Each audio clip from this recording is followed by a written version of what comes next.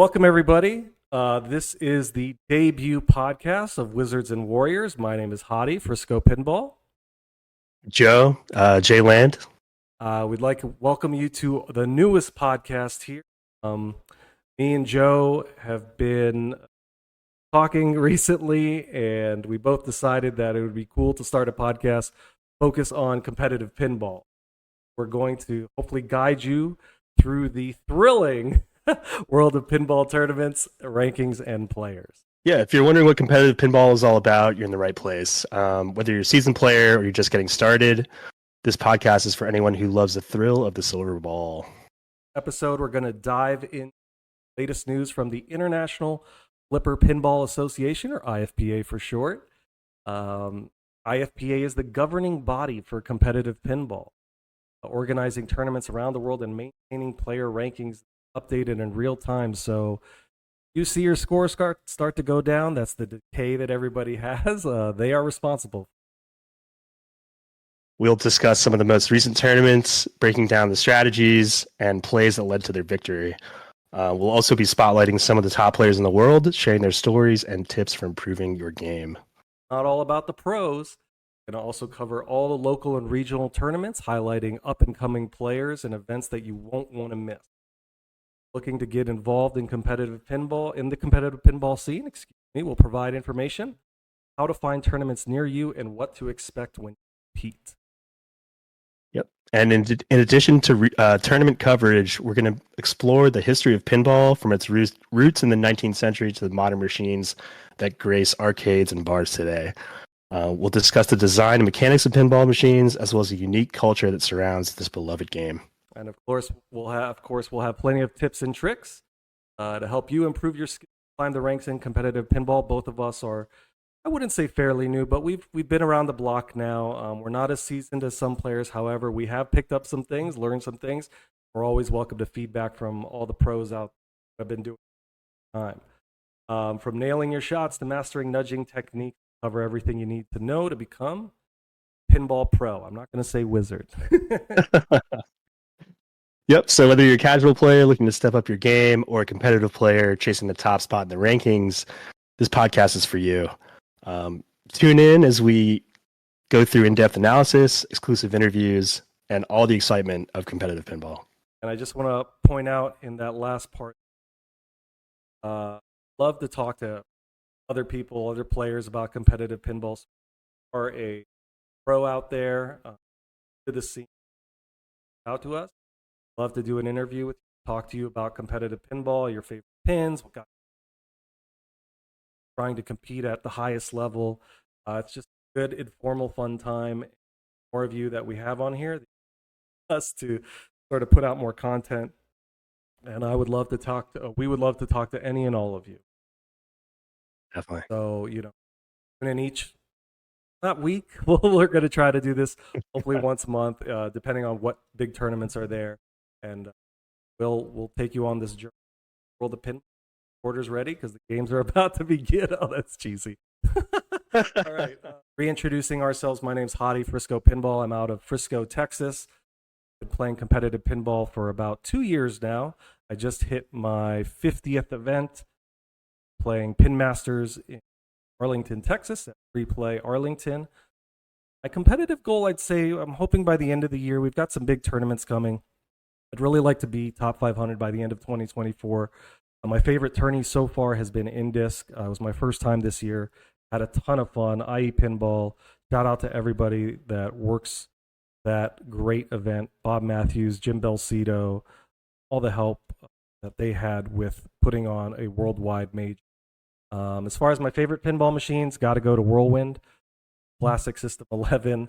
When I was a teenager, the air blowing on my head was like the most advanced technology I could ever imagine. So that holds a near and dear place in my heart. It's a tough pin, and I absolutely. And to round out my introduction, what I love about competitive pinball, and I think a lot of you will too, brings together a lot of the most passionate enthusiasts in this great hobby. And I think I've seen some of the most amazing sportsmanship I have laid eyes on in any sport. Played sports kid, and competitive pinball I've never seen it many people get together and sort of cheer each other on as I have here. Great. Yeah, to introduce myself, my name is Joe. I go by JLand on socials.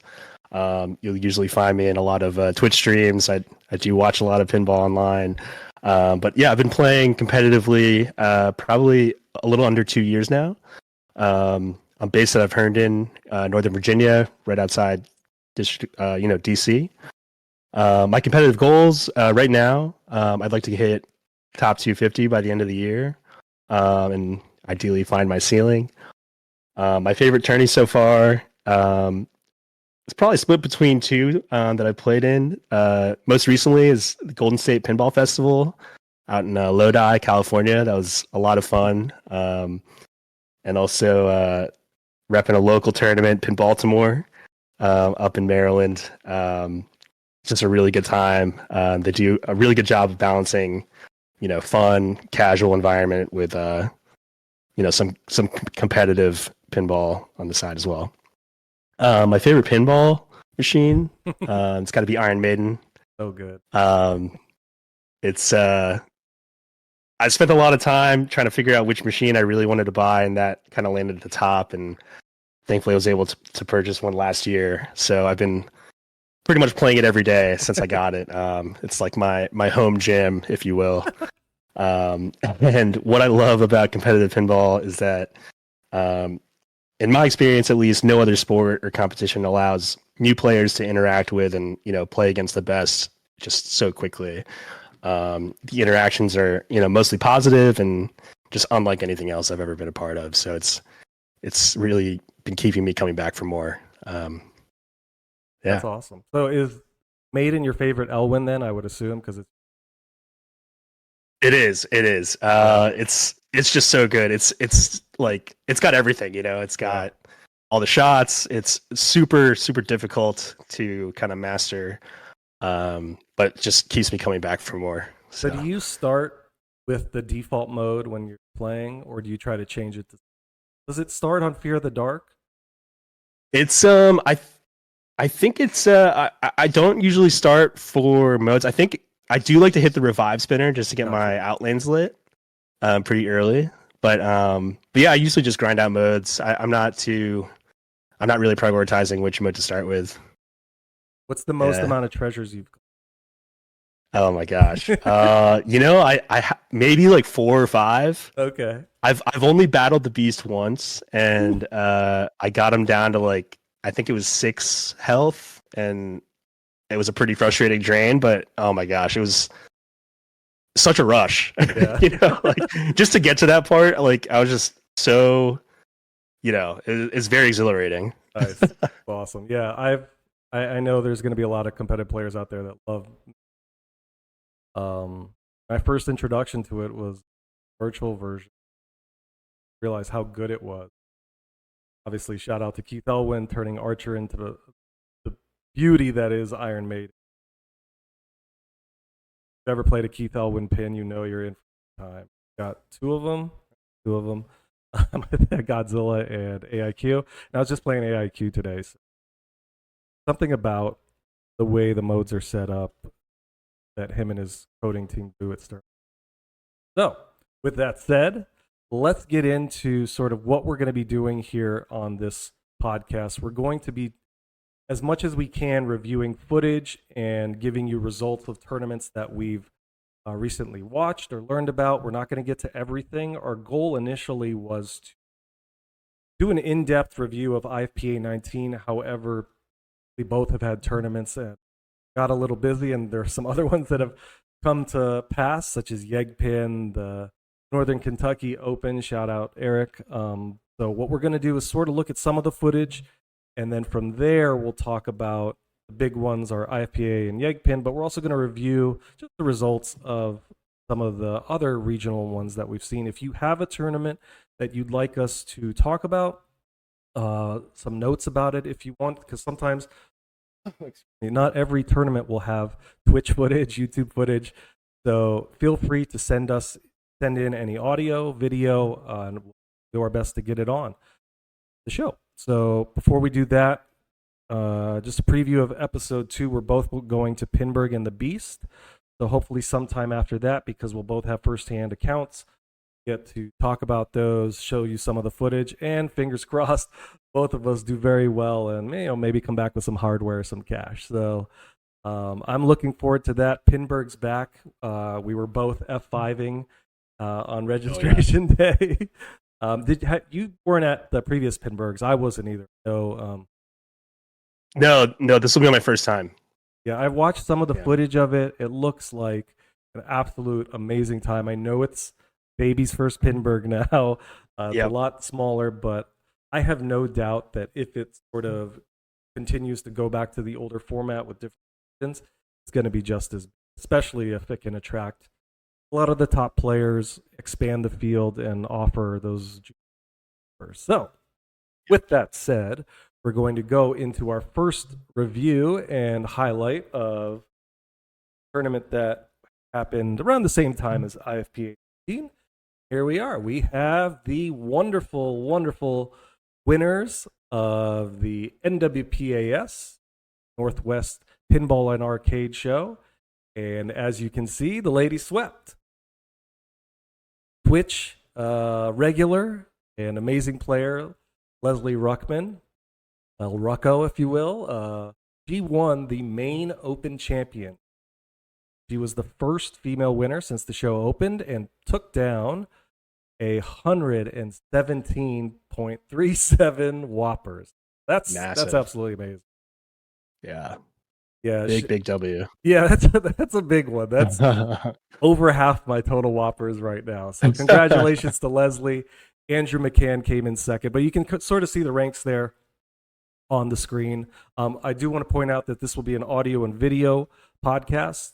So we'll try to do our best when we are looking at something on the podcast to sort of play-by-play, give you an account of what we're talking about. So right now we're looking at results of the NWPAS, the main open. Matthew Talley came in third.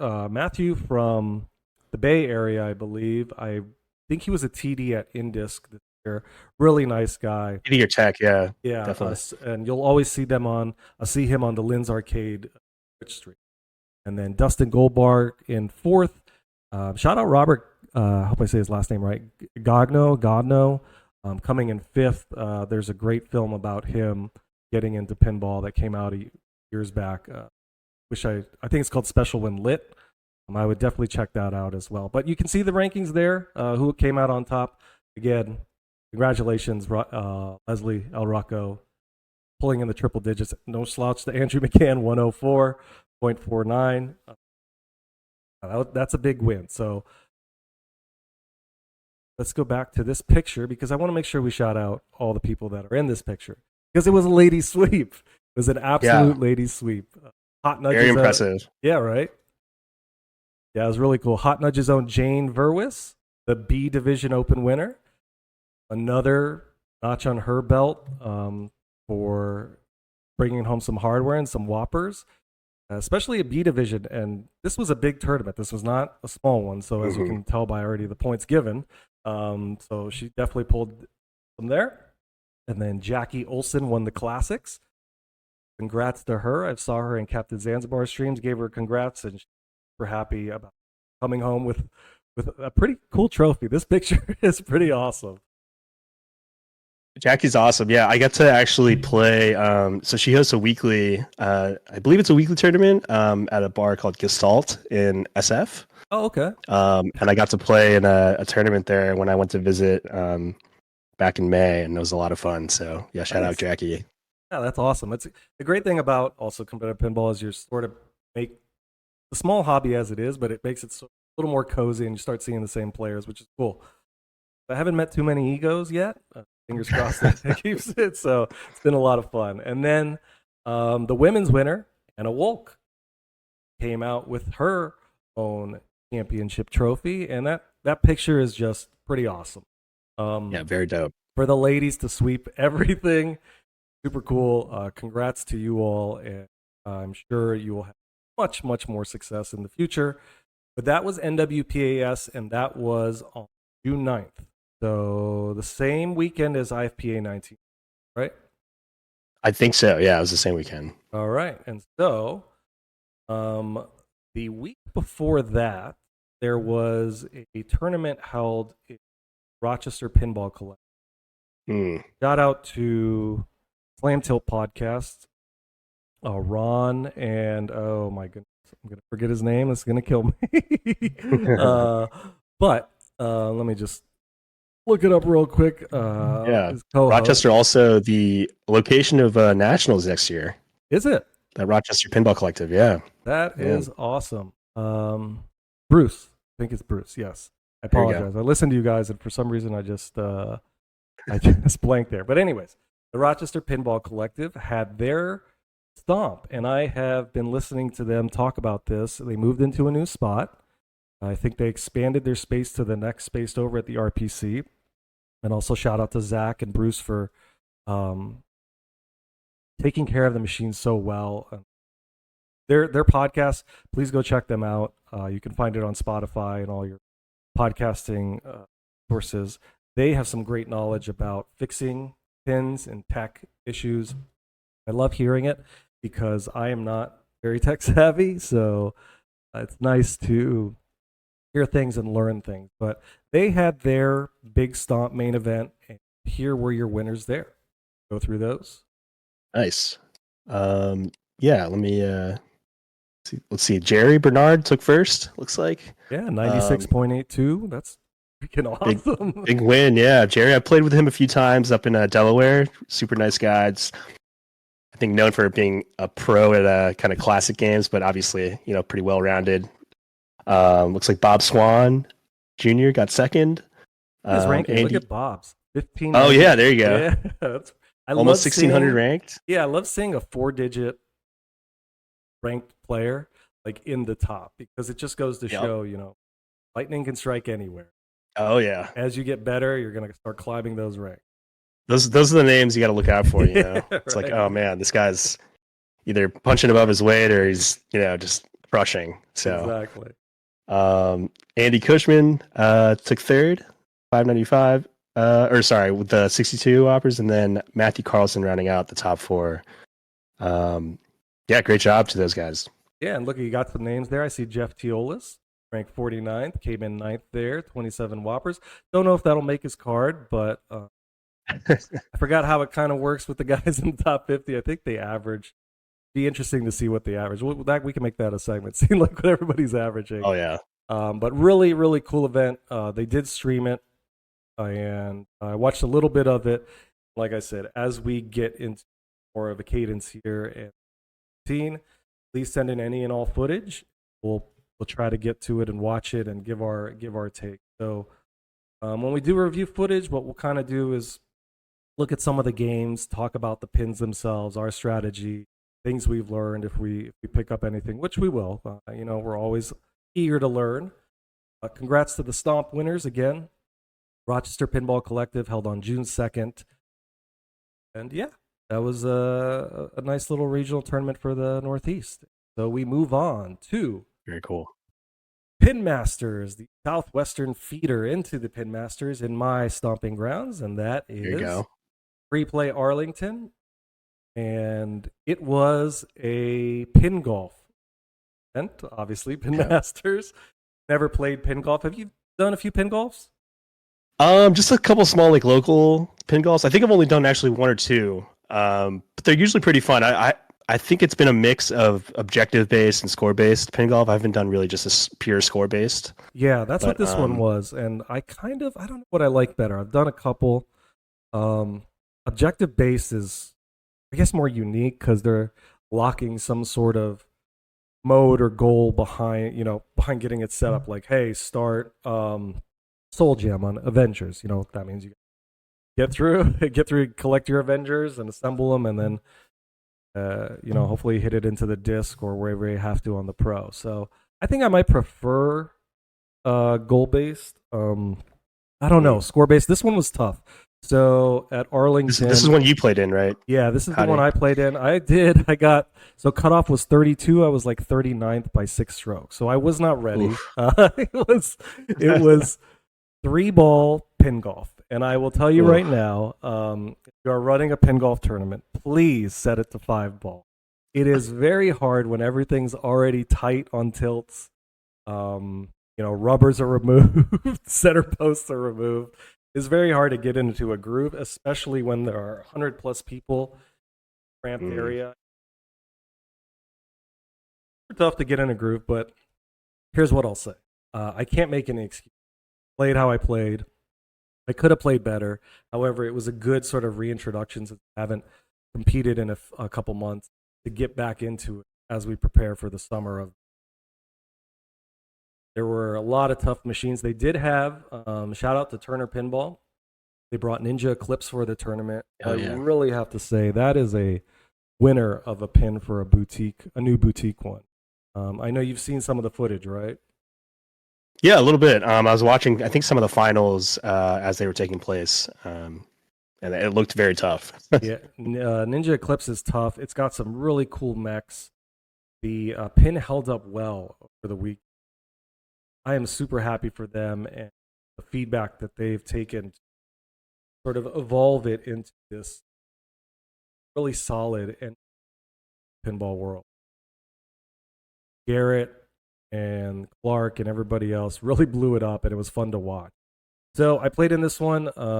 Garrett Shahan came out on top. He is our Texas State champ. He, just played in PinMasters at District 2 and Nationals.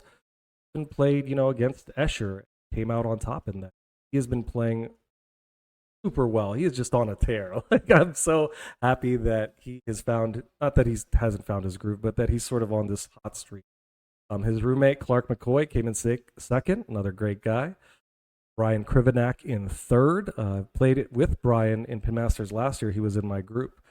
He's just a really fun guy to play with. And Ray Ford in fourth, South Texas player. So 67 points for Garrett in the Arlington PinMasters. Again, shout out Play Arlington for putting on a great event. Lewis Marks for being our Texas TD, and Try to Tell Pinball for streaming it.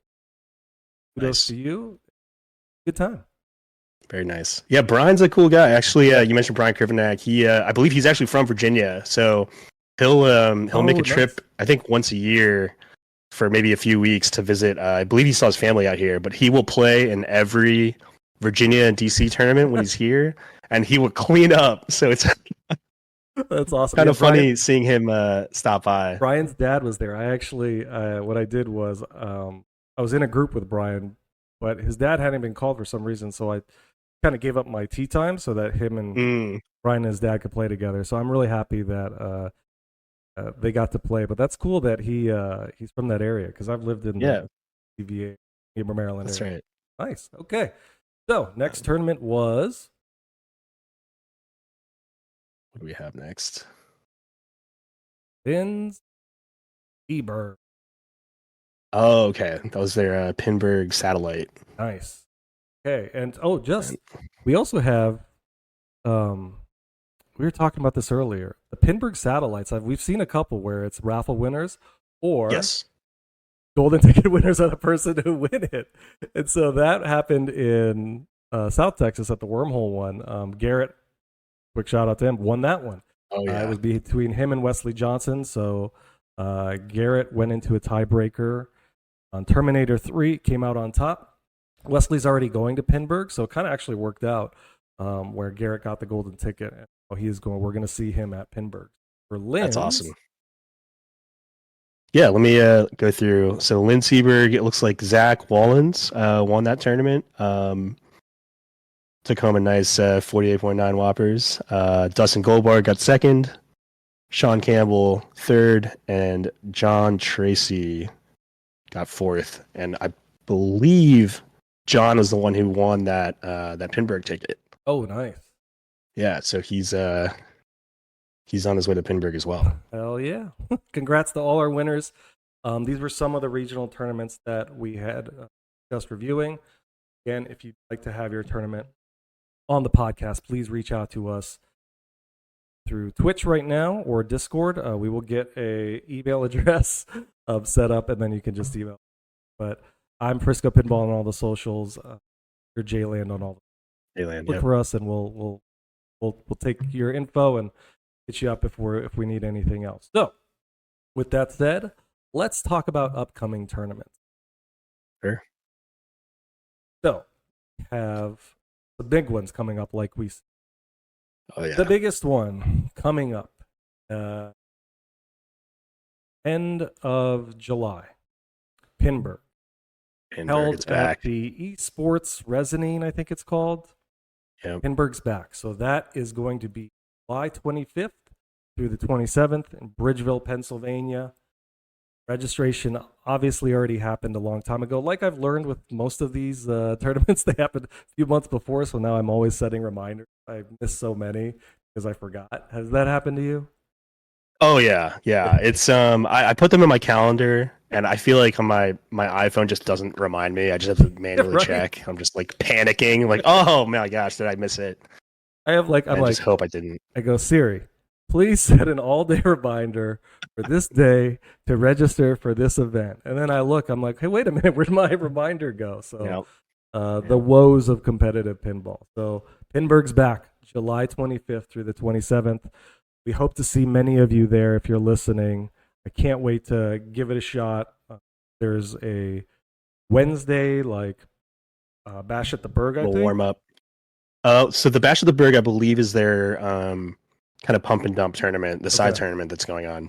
But there is a warm up tournament on Wednesday. Okay. It's the only opportunity for players That's to what practice. Yes, that's right. And that's the thing I was going to remind everybody is there is a tournament there that's going to give you some practice on pins. So if you do have a chance to go early, try to go for that tournament at the very least before the big one starts. So after that, what do we have? Yep. The weekend right after that is the Beast. Yeah, the Beast. So shout out Jeff Teolis, Pinball Profile in Buffalo, New York, August 1st through the 4th. Yep.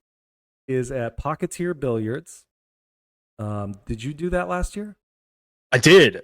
So last year was the inaugural Beast tournament. I think it was capped at like maybe 100 players or so. Okay. Had to kind of test it out, make sure it was test the waters a little bit.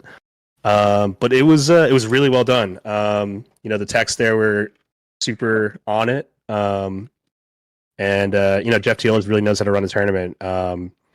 He had a lot of great prizes.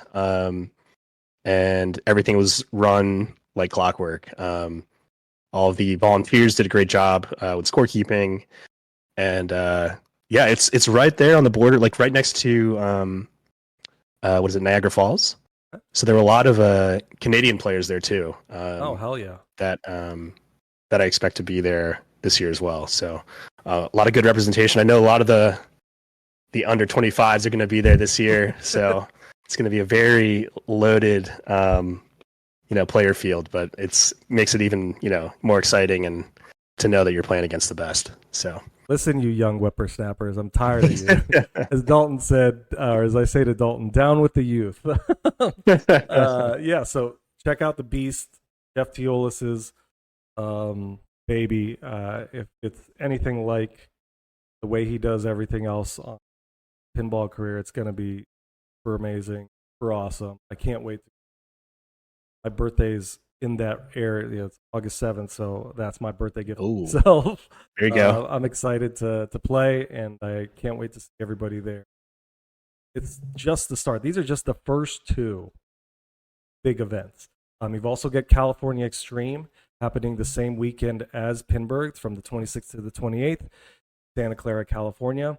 And then a tournament that I've gone to the last 2-3 years, maybe, the Hangar Pinball Route 66 Tilt Champion in Tulsa, Oklahoma, July 31st, August 4th. Shout out to the Hangar Pinball crew, Mike, Chris, Teddy, Brandon, all you guys and gals, through a really, really nice tournament at Magoo's in Tulsa. They have 6 tournaments this year, I think, including side tournaments, and I'm really happy excuse me to see you guys continuing with that. If you get a chance to go down, I think a lot of them are already full, but if any spots in the tournament open up, please go check out Magoo's. You can catch them on Hanger Pinball on Twitch. It's a well-run regional event for us local people in Texas. The drive isn't too bad.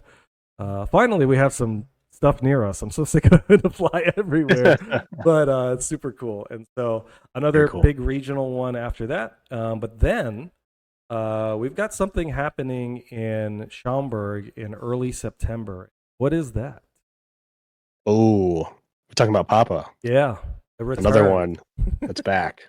Yeah. Yeah, that's going to be huge. They recently announced a second pinball machine is going to be raffled off. Yes, from JJP. Thanks to Jersey Jack. So that's going to be really cool to win 2 pinball machines from a raffle. And I can't wait to see it. Again, this is going to take on sort of an elevated meaning as far as tournaments. This is a charity, a pinball event for the late great Lyman Sheets, Penny Epstein, and Andy Bagwell have come up with this, and it's a great way to honor one of everybody's favorite coders. He made my favorite code on a pin, which is The Walking Dead. Gone too soon, but if you do get a chance, I don't know if it's capped. I know it's a pump and dump, right? I think, no, it's card. It's card-based. It's card-based. Yes. Excuse me. Sorry. Yeah, so it's card-based, but unlimited cards, basically. Unlimited card, yeah. Okay, so they're going to have that. They're going to have a classics, and I believe they have a women's as well. I'd be wrong. That sounds right. Yeah, but they have, again, like Joe said, they're raffling off a JJP, but they're also raffling off the new inbox turn. So just by going and playing, not only do you get to support a great cause to help fund suicide awareness, but you're going to get to play against some of the best, one of the best cities for pinball, the home of many manufacturers, Chicago. So head out to the Interium for Papa 21, September 5th through the 8th. And then in late September, you have the UK Open. Shout out Neil McRae, Domino Pinball. But those are some of the big ones that are coming up. Do obviously after the Beast, we'll do another episode and talk about what's upcoming. Yep. Well, that may have popped up on the calendar, or that coming further later on in the fall. Obviously, Northwest Pinball Championships as well. So yeah, so those are the upcoming tournaments. Excuse me. Oh, I think one more. I think we kind of skipped over the Silverball Super Social. Oh yes, that's Andy's thing. Also at Interium this summer. If you want even more Chicago pinball action. Yes, August 9th through the 11th, right? Yep, there you go. Yeah, so if you make it to any of them, I would recommend trying to get to the Papa 21 one. It's for a good cause. It's going to be great to see everybody there. Basically, month before Expo starts, 40th anniversary of Expo. Hope to see everybody there. Yep. I'm going to 4. I'm going to Pinburg, the Beast, Papa, and then the UK Open. Are you going to those? Oh, are you going to? I'll be seeing you at 3 of those. I will not be going to the UK Open, but it sounds like it'll be a blast. Yeah, I just got my passport finally in like nice last 20 years, and I was like, oh my god, I'm official now. I can cross the country. But I actually needed it for the Beast. I'm going to be driving from Michigan to Rochester. So that is our preview of the upcoming tournaments. Again, welcome to the Wizards and Warriors podcast. We're going to try to figure out what works here and what doesn't, but we want to make sure we highlight everything that's upcoming, stuff that's already happened. So now the fun part. So now we can go review some of the stuff that we've seen as far as the big tournament. Do it. That is, we're going to go here, and we're going to talk about IFPA 19. So that was hands down one of the funnest one of the most fun tournaments I have watched in a long time. There were some, it did take a while for some of it to sort of kind of get going as far as the finals. And I know there's been some discussion about what is going to be acceptable as far as delayed times and stuff. However, the level of competition at IFPA 19, absolutely. To start it off, don't have the footage here of it, but Team Europe beat Team USA in the Epstein Cup in an amazing close match. It came down basically to the last game. It's never been that close as far as score. But shout out to Team Europe. So in the finals, you had Jason Zoller versus Arvid Flager. I hope I said that right. They put on a absolute banger, a classic. See some of the footage here. We have Arvid and Jason starting off on Centaur. As far as Centaur is concerned, I haven't played it too much. Have you? A little bit. I know it's kind of you can always get some multi-balls going. But I believe they were all kind of going for the captive ball on the left to get a bunch of points. Gotcha. Was the multi-ball turned off on this copy? I think there was Been a something little that bit. they did. Yeah, they did something with it. I wish I knew more about Centaur. Again, we were actually going to go more in depth to each match, but this one is kind of past a month or so time, so we're just going to kind of go over it. Make sure we got out, especially to the winner. Who until the end, but we have we had Jason come out on top as the first match. So the way it works is they each get to pick 3 pins for their bank and alternate. So for this, Jason was but we had Andy and Tom calling the action. Jason did take the win on Centaur. So up next after Centaur was Bow and Arrow, and Bow and Arrow was a clinic by Jason. I'm going to let some of the audio play here. To play games, the most optimal way to play these games. They will all talk about that, and they will all be aware of how to do that on these machines. So we're watching Jason play Centaur, or excuse me, Bow and Arrow. So basically, the way I think he was, second place. I think both he was spinners turned both sets of sort lights, kind of letting it go here. For But 125. the way it Like works seating area is upstairs with like a this black left carpet saucer, arcade, and there's like top chairs left and couches saucer, and a big basically projection screen. So building up where it that is. You see opponent. kinda- yeah, that's- try up I there. think right there. Try again, Kroopy, or Reverse not that of- Kroopy. she's Try. going to lower this.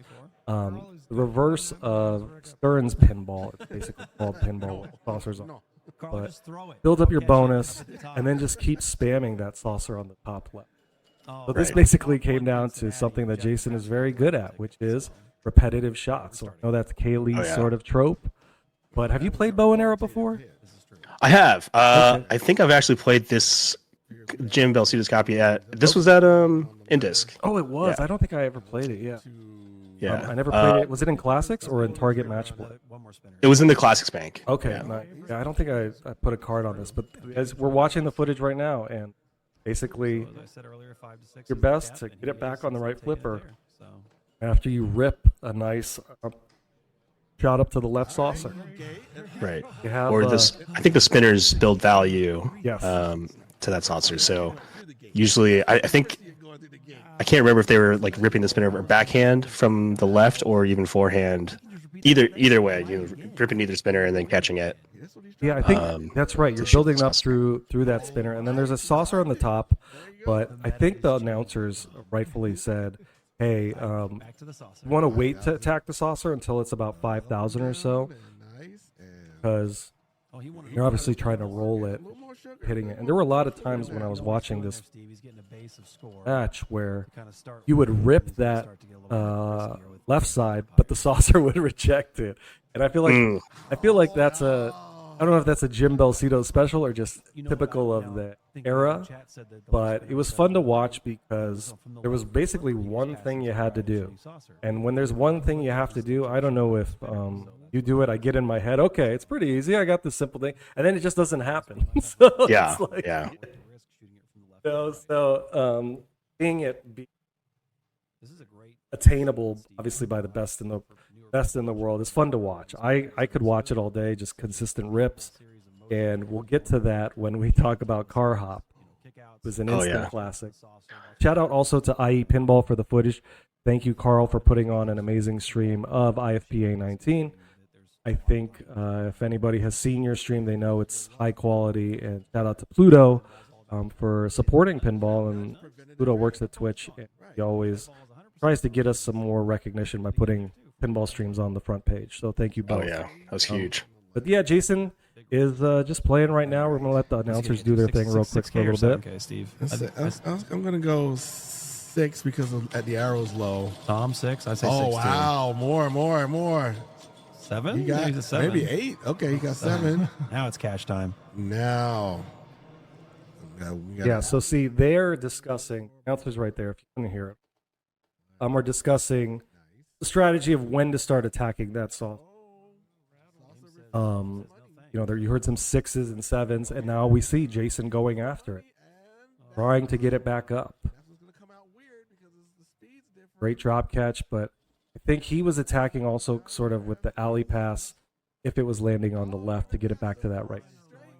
So through this match, you know, you saw both of them obviously doing the same strategy.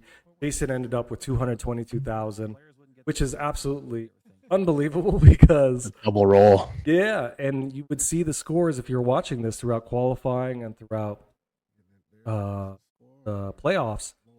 A lot of players were hitting, you know, rolling at once and being very happy and content. But I think in the match before, Jason played this on stream, I think in some form in the playoffs. I don't know if it was semifinals, quarters, but he had like 234, 235. So it was, we were watching that and I was like, okay, that's probably going to be his best score. But no, he got close again. It's just got to be consistent. And Arvid, unfortunately, wasn't able to catch up on this bow and arrow. But, you know, Arvid goes down 0-2. Big hole in sports playoffs. I'm sure you've seen. So the third game is coming up, and it is another nuke of a pin. Bad Girls. Have you played Bad Girls? I don't think I've actually played Bad Girls ever. Yeah, so I have not. I've never seen one. Yeah, me neither. And I know it's one of Chuck Eric's favorites. He has one, and it was at the Northern Kentucky Open recently. That happened this week. Sorry, Eric. IFPA results aren't in for it. So, but kudos to Trent Augustine for winning that. Fun to watch. Straight down the middle pinball on Twitch. SDTM Pinball. Make sure you check him out. But Bad Girls was there, and I know there's something with re-racking the balls on the left, but it's a multi-ball heavy. I want to say it's a multi-ball heavy pin. I feel like a lot of players were going. I know there's a multiplier on the right. Again, with this podcast, we're going to be trying to learn along with you.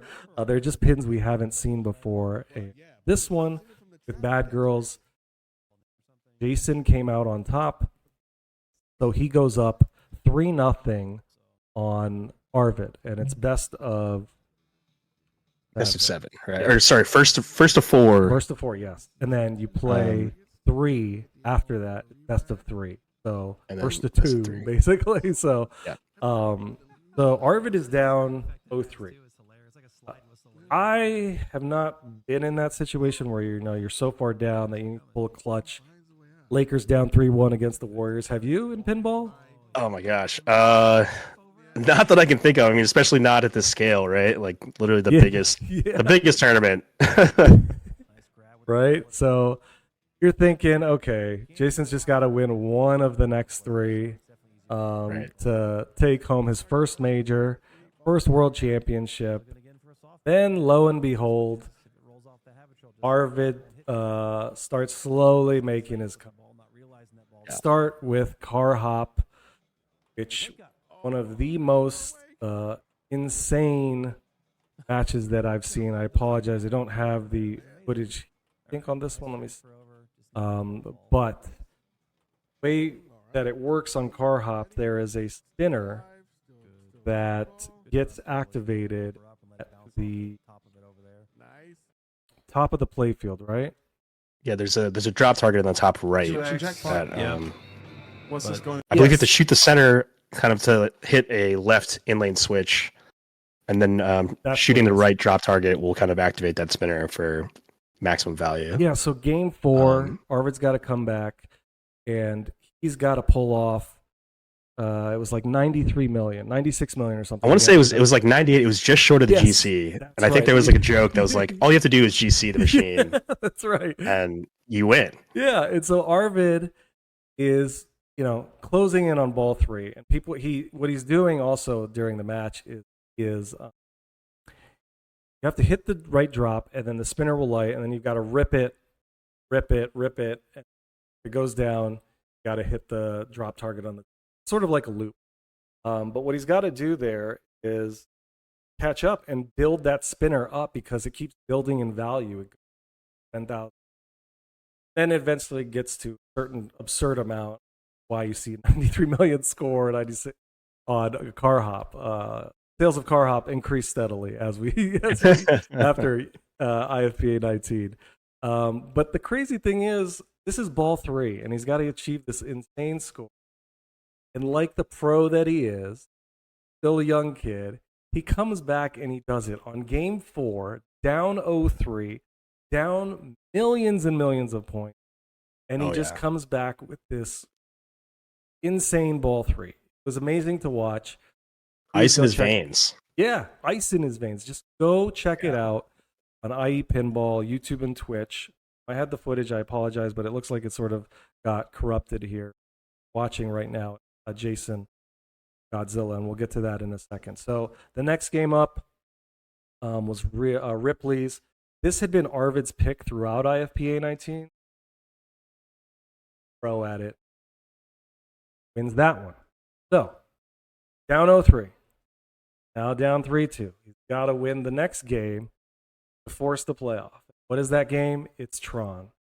Tron can go one way or the other. For Arvid, it's his way. Yeah. And what is it? Something I just remembered from that Ripley's game is there was a plunge he had that I think didn't validate the playfield. That's right. Yeah. But like he kind of like took a breath, it was like, oh, is it over? And the ball goes back into the shooter lane. He's like, okay, we're back, like the old invalidation. Excuse me. And he fully takes advantage and wins that game. Yeah, that's a great point.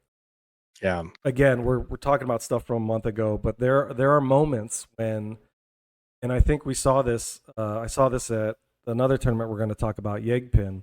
Where at times where a player doesn't hit a switch, and sometimes you just have to. It's almost like when they tell you don't ever walk away until you see your bonus count up. Lazarus, you could have a ball save you don't realize. Same thing. Wait until don't plunge right away, because you could plunge somebody else's ball. I've done that. Have you done that? I haven't yet, but knock on wood for that. It's bound to happen.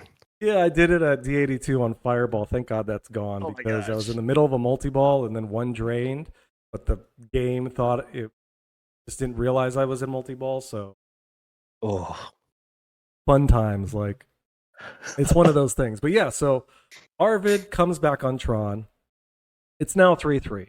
You've asked for, can someone come down from 0-3 to win the whole thing? Edmonton Oilers, you failed us. Can Arvid do it? And the first game up is Scared Stiff. Scared Stiff is one game that's just basically, there's a little bit of strategy in the sense of, you want to make sure you hit your spider. You want to get your multi-ball set up, get your locks, which is left ramp out, right? I believe it's a left ramp and then left orbit to lock. That's it. Okay, you only have to hit it once for that a few multi-ball. times. Yeah. For the first one, I think after that it goes up incrementally. Gotcha, that's right. So it's left ramp, then hit the left orbit, get the 2 locks, but then get your spider's web gift. And I know there are people that you got to start with the multi-ball extent. So that way, if you do flame out on your multi-ball, and then some people also will start the double scoring. And so there was a point in Scared Stiff, and like the Terminator he is, Jason just puts up an amazing score on it. 19 million to 11 million on ball 3. Oh yeah. And 19 million is a really good score, especially on a Jim Belcito special version of Scared Stiff. And there was a point where Arvid, I think, had a choose. I think people were telling him, "Hey, take double scoring or take this," and he was going with the normal strategy of ramping out on the multi. So he's trying to come back with that. Fortunately, on his last few shots, on the last shot, he missed high, and it sort of had an unfortunate drain. But that was, even though the score doesn't show it initially, that was closer than you would expect. So Yeah. we're watching right now footage of Jason on the last game. So Jason takes game 1 of the playoff, sudden death playoff. So we go to Godzilla. In Godzilla, Jason had a bad experience at PinMasters Internationals on it because he short plunged on D82's version, and there's no ball save. So if you short plunge, Right. there's a high probability, and I'm sure you've seen it, that the ball will bounce off the right plastic, right sling, the top of it, post, and then just go into the outlane. Ball save, and that's a skill shot. Like you can short plunge, supposed to get ball save, but ball save's turned off. And so here he is on Godzilla, and his ball 1 is absolutely. We're watching it now, and by the time he's done, he has, go to the footage, and I'll let the audio sort of play here. I've never seen anybody get past the stage. So, On the fly, yes. and we're about to Boom. see it. I can't wait to see what happens next. He needs a right spinner now, which won't time out. There, Okay, super now what? 15 million. 15. And now it's side Dalton and loop Andy on and the left mic. spinner. Oh my gosh. All right. He's closing in on 500 million. Yep. Tank attack. multi-ball it, as Bump it to Dolphin tank said. attack. Yep. He's got 2 multi-balls ready right now. He can just pick which one he wants. And this is ball 1. Got so many things Oh, done look through out. your first There sing. it And is. there's Great the drain. ball. He says, And "You the know what, people I'm go good." And he crazy. ends up Everyone's with clapping. Even Arvid is 517 million clapping. on ball 1. So on a tough And- version, I mean, of Godzilla already, it's already daunting for Arvid to try and come back. And unfortunately, by the time we get to ball 3, Jason's already over $1 billion. And you know what? He pulls it out. Did you watch any of the end of this, or just the sudden death finals? Yeah. What are your thoughts? I was watching this. I mean, I think when I'd seen that Godzilla's picked, I mean, obviously everyone I think at that level knows how to play Godzilla really well, but I just right. know from seeing Jason just blow up got the Godzilla over in Delaware. I know he's just very comfortable in that game, and that was kind of the game where I was like, okay, I think he's going to kind of take control of this match and kind of seal the deal here. So it was not surprising, but still impressive that he did it. You know? Yeah. You know, big congrats to all the winners at IFPA. It was not an easy tournament, you know, getting through the qualifying, getting through the playoffs. Yeah, your runner up, Arvid, pulled out an almost amazing comeback. The whoppers were absurd. Your top Insane. 4 were Jason Zoller, Arvid Flagare, Johannes Terminator Ostermeyer, Escher Left. Jason takes home 393. Well deserved. Maintains the his largest haul ever Is in it? a single tournament. Wow, that is crazy. Yeah, and I thought Indisc was super big. I was like, oh, I wonder how big this is. Yeah, this was pretty big. And so as we see here in the footage, I'm going to let this play. Jason takes home his first World Championship and mate. So he gets the key, the box. Oh yeah, pin mug stuff. Spike 3. And then we're watching Jason right here. look at that trophy.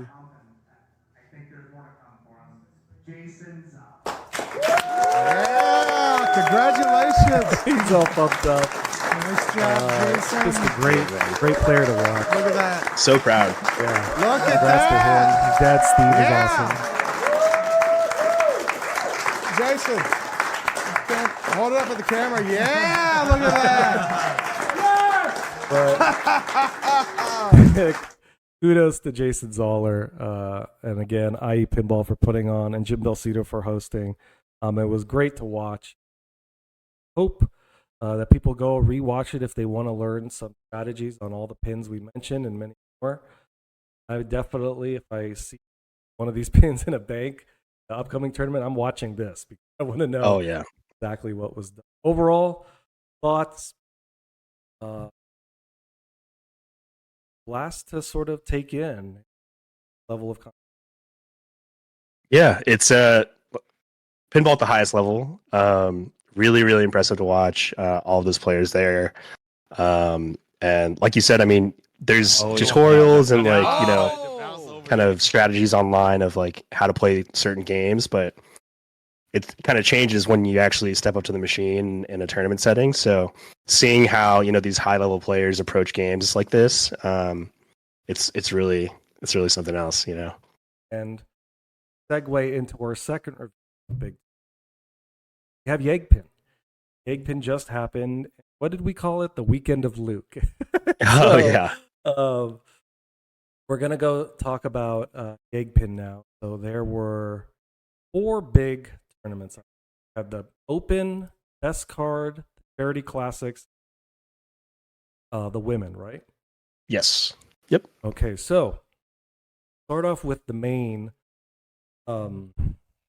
main match play championship, and let me pull that up for us right here. Oh, no, not No. And so in this main match play championship, we've got footage going on. Thank you, Gamer TV on Twitch, for the footage. Please, twitch.tv/geek, I believe, is the address. Make sure you go check them out. Posting YEGPIN footage and consume. So, the way this was set up, same sort of qualifying. Normally, YEGPIN notoriously brutal. Last year they had precision flippers on many pins. This year, lightning flippers on almost everything. But really well run. A huge Whopper opportunity, not just for everybody going, but for the locals too in Canada. This is Canada's probably biggest tournament. I think so, yeah.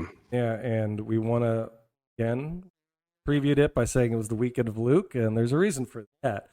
Oh, yeah. So in this tournament, we had Johnny Modica, Luke Nahorniak, Conrad Rostad, we don't know game, Conrad, and Andrew Lee. Johnny was the number 1 seed, 3rd seed, Conrad the 12th seed, 4th seed. Johnny chose the bank as the 1st seed. Started off with volley. Footage right now is, it's on Joker Poker. This was the 3rd game.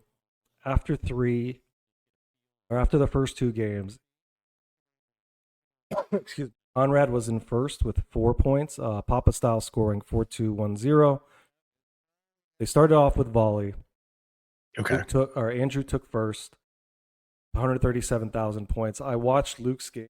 He needed one more drop. He had all the colors lit. So in volley, the way it works is hit the rollover lanes to light a drop target bank, which are on the left, center, and right on the lower play field, lower part of the play field.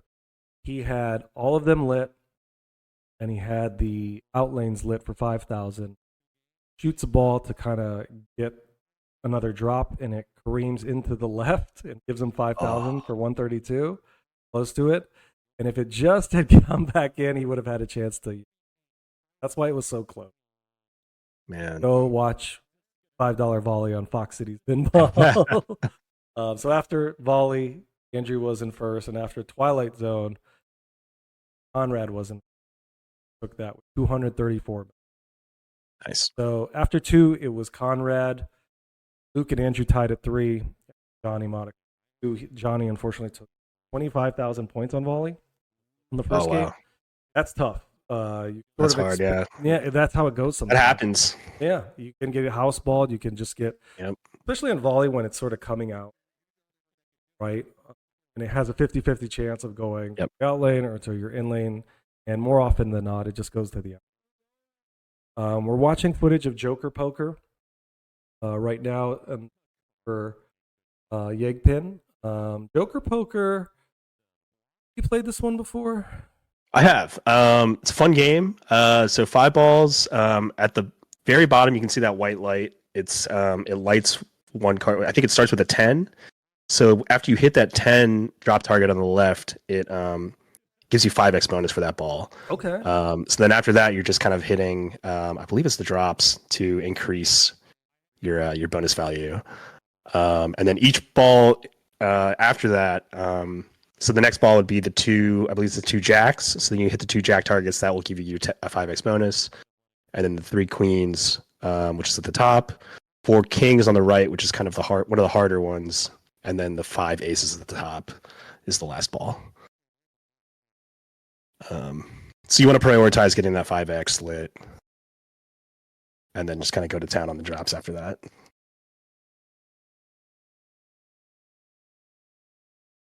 Oh, Hadi, I think can I hear you?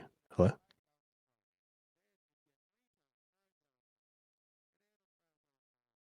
Test. There we go. There we go. Yep. Sorry, this cable's a little loose. It's all good. Yeah, and so I was going to say, is it 5-ball or 3-ball? It should be 5-ball. Okay. Yeah. So we're watching footage here.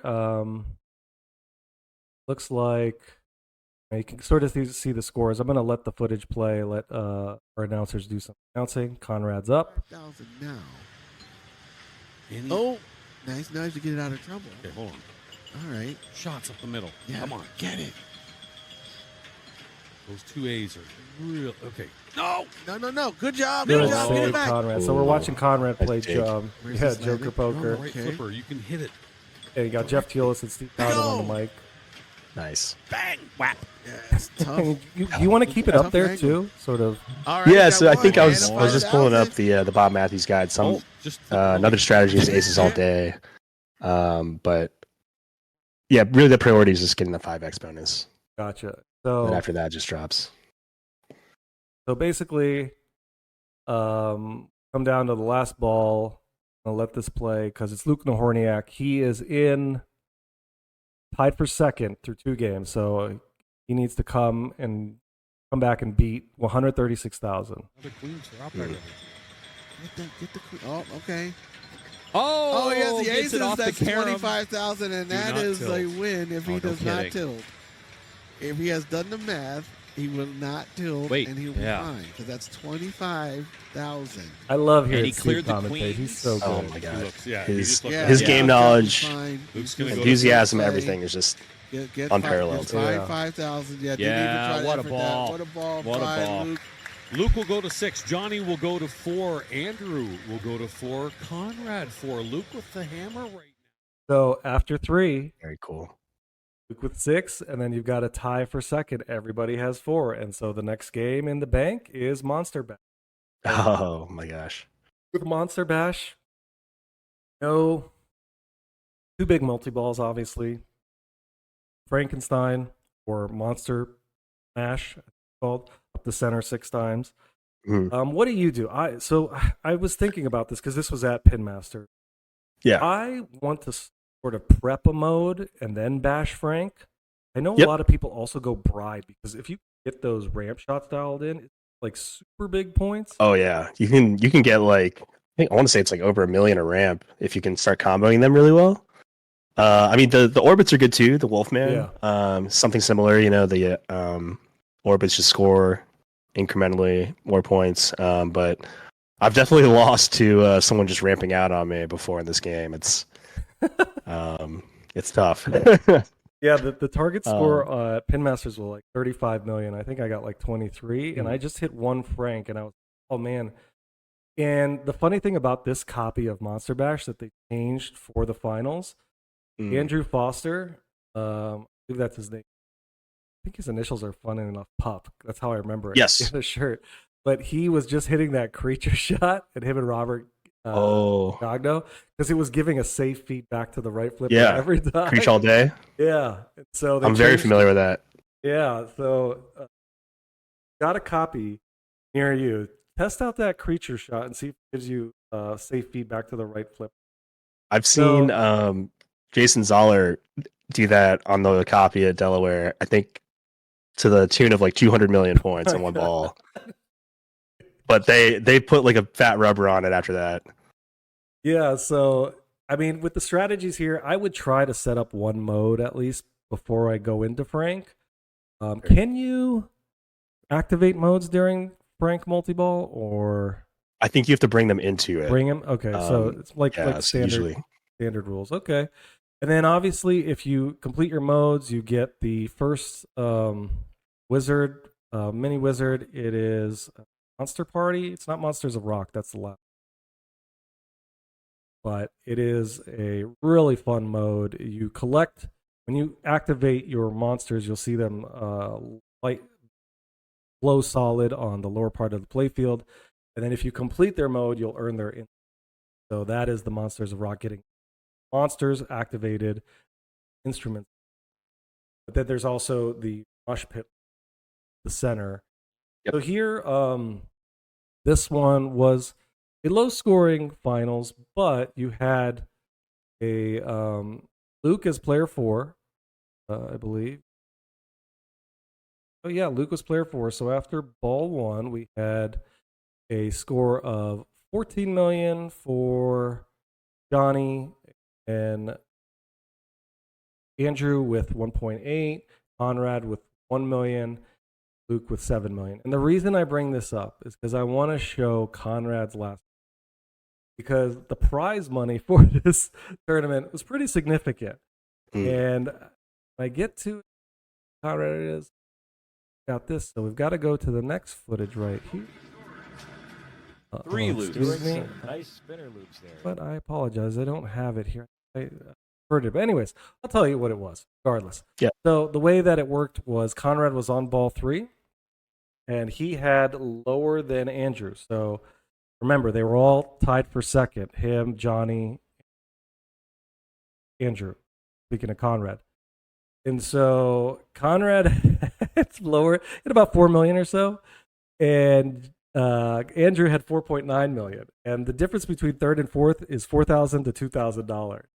And so, so Conrad hits he hits Frank, and he needed like one shot. He was like 4.6 or something. He hits Frank, and then it goes to the out lane. But he knew because of that hit, he had just enough, and he ends up with 5 million, just over 5 million, which is the difference between him and Andrew. And so Andrew goes from winning 4,000 to 2,000. And look, money's money. It's a great. It pays for the trip. Even 2,000 is a lot of money. But Conrad wins an extra $2,000 because of his hit. But the great thing with this tournament was seeing Luke walk off as the winner, 43 million. Johnny Monica in second with 35. Luke wins a brand new pinball machine. Johnny Monica wins $6,000. Conrad wins amazing $4,000, and Andrew wins $2,000. And so with that, the YEGPIN main came to a close. What I wanted to show was the Whoppers. So what we'll do here, then we will bring up the YEGPIN match play. Luke Nahorniak with 214. Johnny Monica with 193. Conrad Rustad with 181 points. Andrew Lee at 172. You see some of the other winners there. John Russell, 163 points. Player ranked 793. Darren Crywell come out with 136 points. That's going to boost his Whoppers. But it was great to see. That'll make the card. Yeah, big jump. So, did you watch any of the main? I believe you did, right? I think I was bouncing around between the main and then the classics and the women's. I just had it on all weekend, I remember, but it was kind of starting to blend together a bit. Yeah, a lot of pinball. It was a lot. So Luke takes home the match play championship. Then he takes home the classics. He comes in first there with the classics charity, and we'll show those results right there. Again, we previewed it by saying it was the weekend of Luke. Takes home 219 points right there. Daniele Acciari, apologize, pronunciation, takes home second with 199 points. Nick Greenan with third, 187, and Colin Urban in fourth with 177. A lot of big players there. You can see the names. Bob Matthews at eighth, 147 Whoppers. Johnny Monica picking up some more Whoppers, 131 there. Jermaine, 11th, tied with Johnny, John Cotman, and Jack Tedman. Don't forget Andrew Foster in sixth with 161 Whoppers there. And so Luke takes another prize. Right? Yeah, that was great. I don't know the amount that he took, but that was his second big win. That was more Whoppers in the main, actually. Yeah, I know that. That's crazy. That is just Yeah, I mean that's. I wonder, was it pump and dump or was it? I think it was the same format, but I think there were just a few more players in the Classics tournament that may have Okay. boosted it a bit. But yeah, shout out to my buddy Nick. I think he was right outside like rank 300 going into that weekend, and he Wow. launched himself into like the hundreds after the big finish. So Dude, that's awesome. shout out to him, man. Yeah, Yeah. I think we're going to be seeing him at the Beast too. He should be Okay, there. cool. Get to meet him. Yeah. I think he's been in my chat before. When I Yeah, streamed. yeah. There you go. So we have the win for Luke there in the Classics. We go back and we have the best card, which is sort of their, I believe, sort of their. Is that like the high stakes? Or just I'm not sure if it was a high stakes, but it was Okay. a card format that they had going on. Yep. And so in this finals, we had Steve Bowden, Andrew Foster, Miles Grant, and Luke Nahorniak. So there's Luke again, the weekend of Luke. Yep. Game one, let me put this up. You had Steve Bowden playing Iron Man on our footage right here that you can see. So on this, Steve would come out on top with about 12 million. Luke was second with second place, Andy Foster in third, Miles in fourth. So then they go to Judge Dredd. And I want to bring up Judge Dredd because Sorry, do you wanna- Demo Man. Yeah. Oh, excuse me. Demo Man. I'm sorry. I don't know why I said they look the same. You're to me. Yeah. But do you want to say anything about Iron Man? I didn't know if you wanted to talk about it. Oh yeah. I just remember this being very difficult playing. I remember there was a poll in the chat asking if the over under was going to be like 8 or 10 million, and a lot of people picked the under. Because I mean, if you look at the flippers, they're precision lightning flippers, and they're hollow as well. So they're just very different, different flippers to use than you would normally see on an Iron Man. So you're which is not already even- a very difficult game, So you're not able to trap up, basically. You're just playing. It looks like it's it's. I think just getting up to a multi-ball was like an achievement on this copy, which I mean at this level I think a lot of these guys did, but it looked very difficult to play. Yeah, and, it looks crazy. Steve put up a good score on it. So Yep, 12 million. So we go to Demo Man. Thank you. Appreciate that. Yep. So for Demo Man, interesting pin because it's got the triggers, right? So you've The got triggers, two yep. handles on the top, sort of like an airplane joystick. Like you would play a flight sim. Then you've obviously got the regular flippers. So can you tell me, do you know about Demo Man? a little bit, yeah. So I think the strategy that a lot of the players were going for were combos, right? Like getting Yes. the combos either from the loops or I think they the chat pointed out while this game was being streamed is that this seems like actually a pretty relatively easy copy compared to the rest of the games in the bank. Because a lot of the times, like a reject from that center ramp or from the left ramp would actually fall to the upper flipper. So they could kind of flip it into the ACMAG, like the scoop on the right. Yes, that's right. I saw Andrew Foster do that. Obviously, they all did it, but Yep. if it was coming, it was like a screamer. They could just hold it up and it was still hitting that. Is that the ACMAG shot? Yeah, that little scoop on the top right there. Okay, gotcha. But yeah, so getting those combos built up builds up. I believe it's a big kind of a bonus value at the end of your ball. And then obviously that kind of left orbit shot, if you will, is kind of the multi-ball start shot, which is I would argue is probably one of the more difficult shots in the game. Yeah. But yeah, it's seeing them put up big scores on this game was pretty impressive. Yeah, this one we sort of skip forward to ball 3, and I'm pretty sure. Yeah, Andrew had to come back on ball 3. He was sitting at about 633 million. This one, Steve took last on. Just wasn't paying him. This wasn't treating him right. But Luke had around just over $1 billion. Let me see.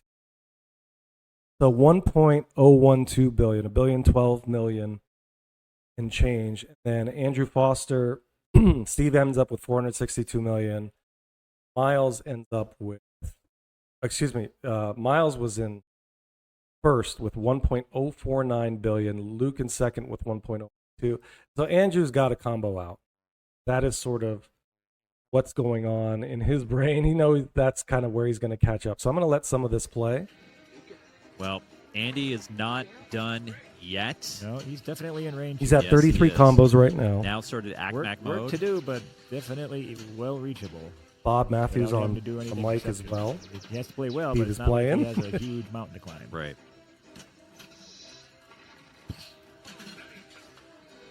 So Andy's at 35 combos. Do you get more points for That hitting helps. a combo Yes, with it the does. triggers? That helps. I think you get a trigger bonus Okay. at the end of the ball. But I'm trying to remember there was like a threshold. It was like 50 combos to get like I want to say it was like an extra ball, which I'm not sure if that awarded points in this game. Okay. I just remember there was a threshold of hitting combo shots where some of these players were trying to get to. Trying to remember what the stream was. Yeah, so Andy starts off 854 with, I now. think, just over 600 million. So he's got about 500 I believe if he gets million that, and change to it'll go. make He's it sitting at a 855 million right now in the footage we're watching. And he's comboing out. Last I multi-ball. Right? Yep. said he was at Yeah, 35. He's already we'll, at 45. Gets his computer he needs award that at stand 50. up. Is the computer the mystery? Well, he's I actually got, if he gets 2 times think so. multiplier, Yeah, the Oh, the yeah. same shot on the right, Bonus or the action kind of points, got the enough ACMAG, combos. I believe, is He's the nailed. Man, mystery. he's on Yeah, fire with these yeah, combos. Yeah. So now he's at 49, 50 at 50. He's coming. And then he's at... Leaving it alone. Yeah, he's there. He's done. Yeah, he knew he was there. What He hit a- like 55. What a final ball there by Andy Foster. Wow. We got a game, ladies and gentlemen. We got a game. So we have 5. And so with that, Andy Foster takes first Demo Man. He ends up with 5 points. Steve Bowden with 4, Luke with 3, Miles with 2. Went on Demo Man, it went Andy, Miles, Luke, Steve. And then into our third game of the best card finals, we have Alien Poker. And so for Alien Poker, I was listening to Bob Matthews talk about it, and I think I agree with him. There was some strategy that players were focusing on, I believe, the drop targets in the center of the plate, get that value set up. But I feel like you should go for the kings. The kings, do you want to explain what they did?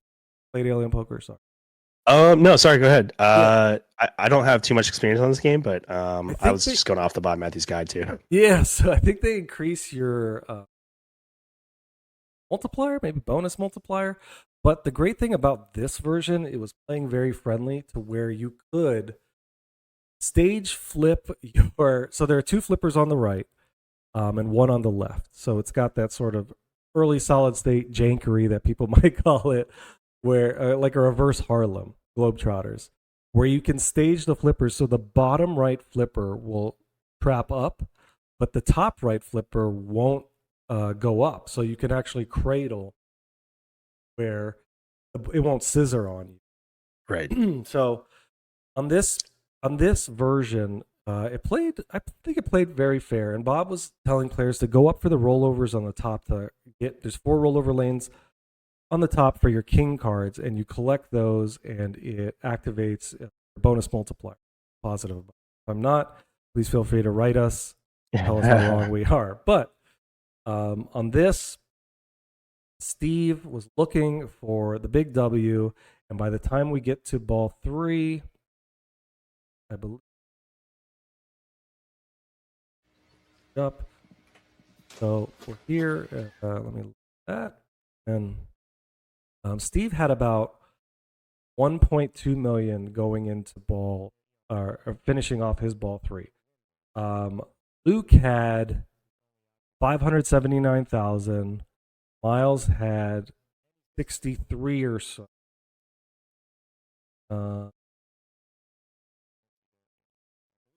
Excuse me, this is ball 2. Apologize.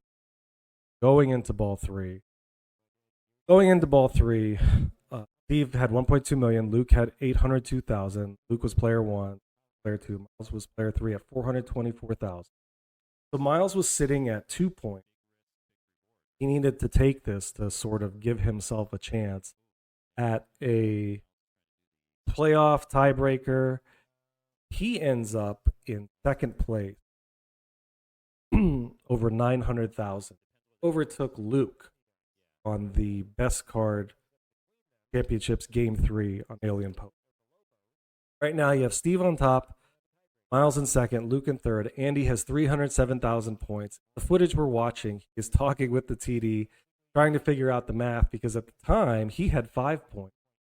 Steve had 4. So if he could pass Miles, no, not Miles. He would have to pass Steve to take. He would have passing Steve would have won it for him. Sorry, I was trying to do the math on the fly. But there was a tiebreaker for third place.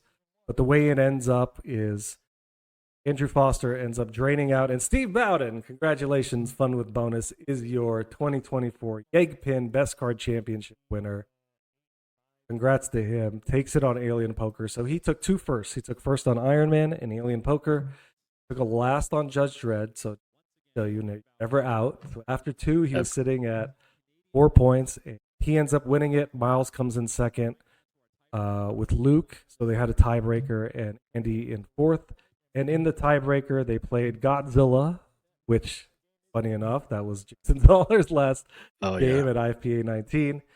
So your best card winner for, again, 2024 YEGPIN Best Card Championships is Steve Bowden. Luke takes third.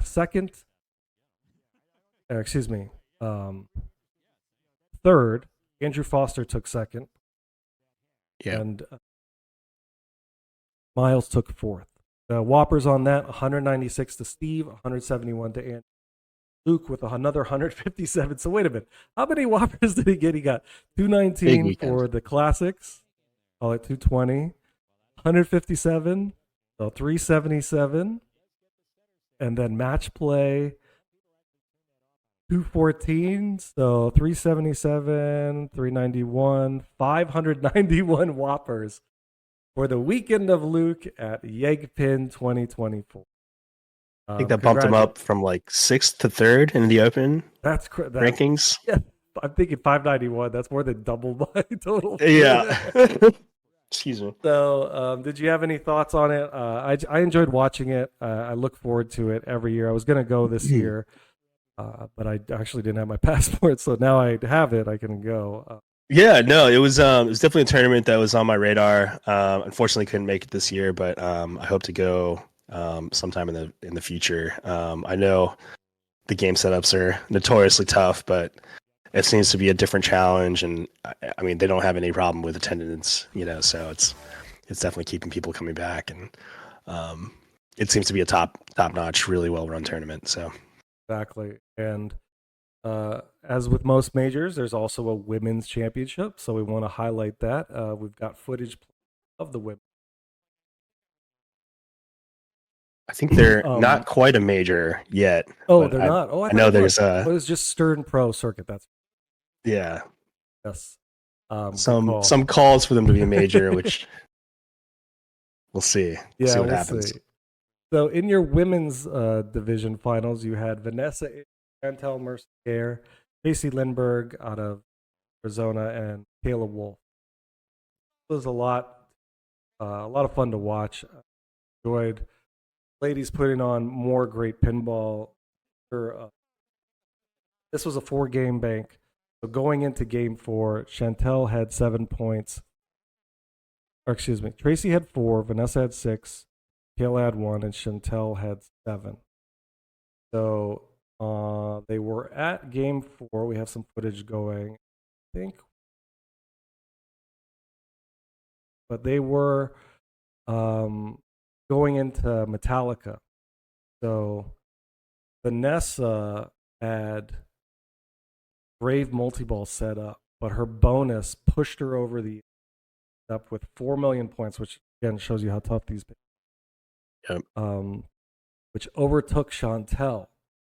So at the time, she needed Michaela to sort of be spoiler to force a tiebreaker. So Michaela comes in on ball 3, doesn't pass Chantel. If she had passed Chantel, I think that would have helped Vanessa take it right there on game. But she didn't. And so it was a tiebreaker for first. Chantel Mercier versus Vanessa Ish. The game was Meteor. Chantel was player 1, gets 45K. Great score. ball one. That's like Mhm. 46K ball one, so they're tied. They're even.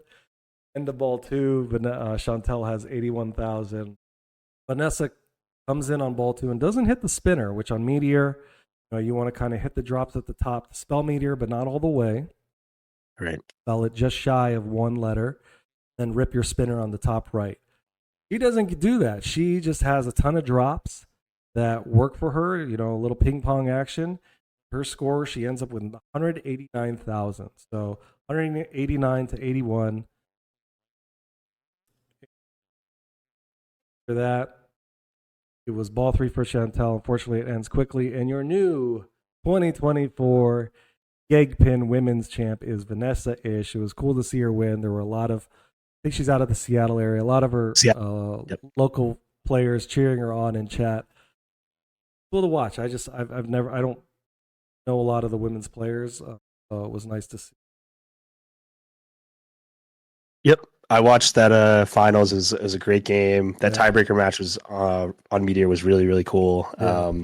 I remember, I think I clipped it on Twitch. I don't know if you saw it, but she has this crazy dig save. Well, she rips the spinner on a backhanded rip, and then immediately has like a dig to save the ball, and then she just like flips her hair back like it was nothing. And it's just such like a boss move. It was so cool. That's awesome. So for her troubles, Vanessa Ish comes out with 102 Whopper points for the women's division. Chantel in second with 81.95. Tracy Seaburgh with 70. Taylor Wolf, who I picked 82 before. Very, very nice, nice player to just talk with. She comes out with 62 points. Big kudos to all the ladies for putting on excellent pinball play, giving us some content to consume and just high-level action. That was YEGPIN 2024. As we said, the weekend of Luke, 591 Whoppers. Congratulations. Do you have anything to say about it? No, that's I think that wraps it up pretty nicely. Yeah. Congrats to everyone who attended and endured the game setups there. Yeah, so that was our big tournament review. Again, this is our first episode, so the way it'll work is we'll try to figure out our rhythm and have more footage to some of the things I thought I had in there. Didn't. But yeah, that we had IFPA 19, YEGPIN, two of the big ones. England Pinball Championship. Well, there, let me see. I have the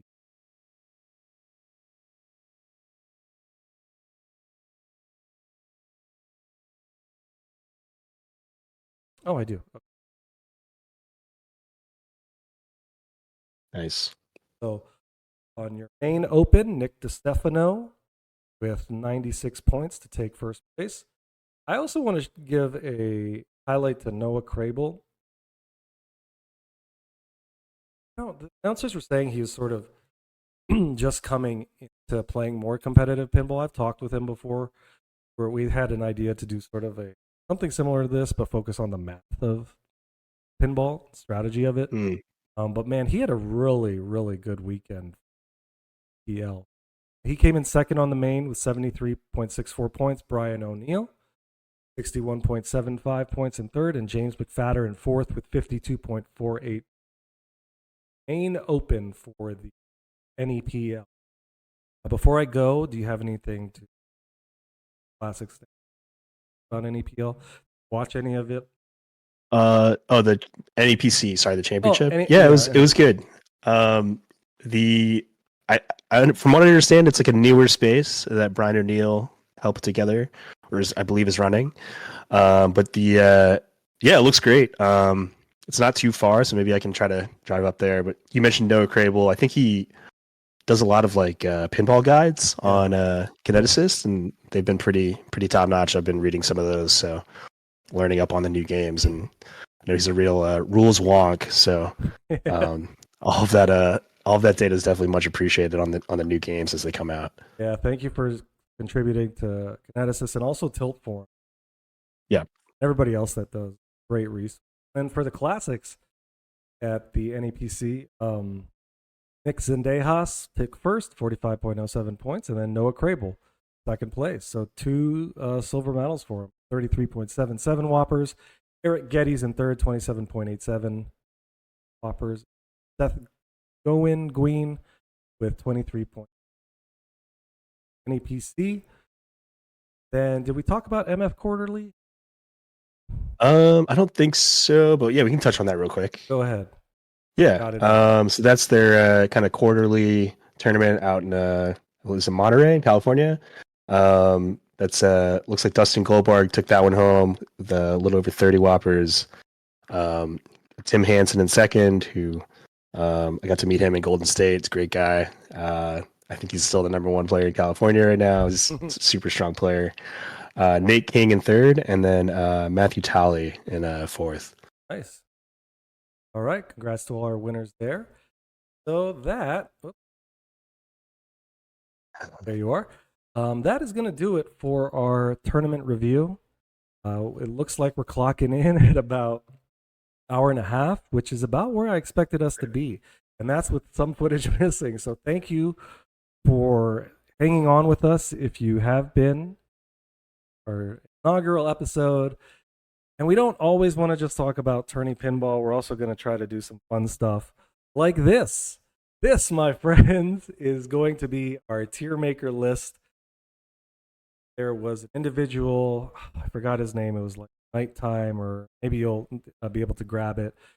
Put out a YouTube video, his rankings, his sort of top Sterns, and that's what we're going to do. So we're going to have some games during this podcast. We've thought of some. I've always thought about Swap Shop segment where we take one mech from, we have a list of pins, then like we swap a mech from different pins and sort of like I'll tell you, hey, I'm taking, you give me your pin of choice. You say Godzilla. I say, okay, I'm taking away your building mech, and you have to choose a mech from this pin, and then sort of build a Frankenstein monster. We'll see who comes out with the better choice. And then we've also got ideas for draft lotteries of designer, coder, artist. But this is a fun one. We'll try to get through this. Won't rush it, but we won't spend as much time on it, so you could sort of get on with your day if you're listening. But this is going to be our tier maker, and we're going to pick our, if you've never seen this, it's big in the fighting game area. And you sort of pick your characters, but here we're going to pick Sterns. What can you tell us about the Sterns that we're looking at? Yeah, I think these are all the. I guess these are all modern Stern games. Yeah, they're looks not. like it. I see Striker Extreme on there. And Yeah, some of the pretty other... pretty comprehensive list of Stern games on here. So, yeah, should we do it? Start at the top? I'm gonna put.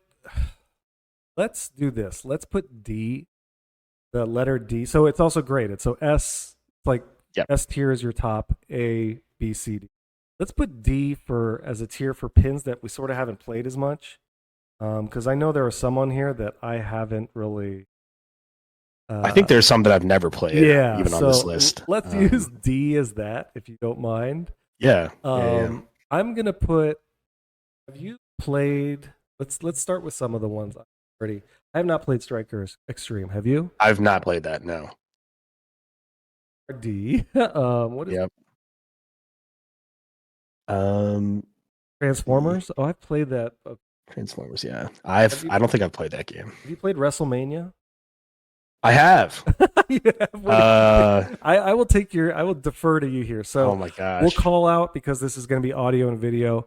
We'll call out the pins that were moving around.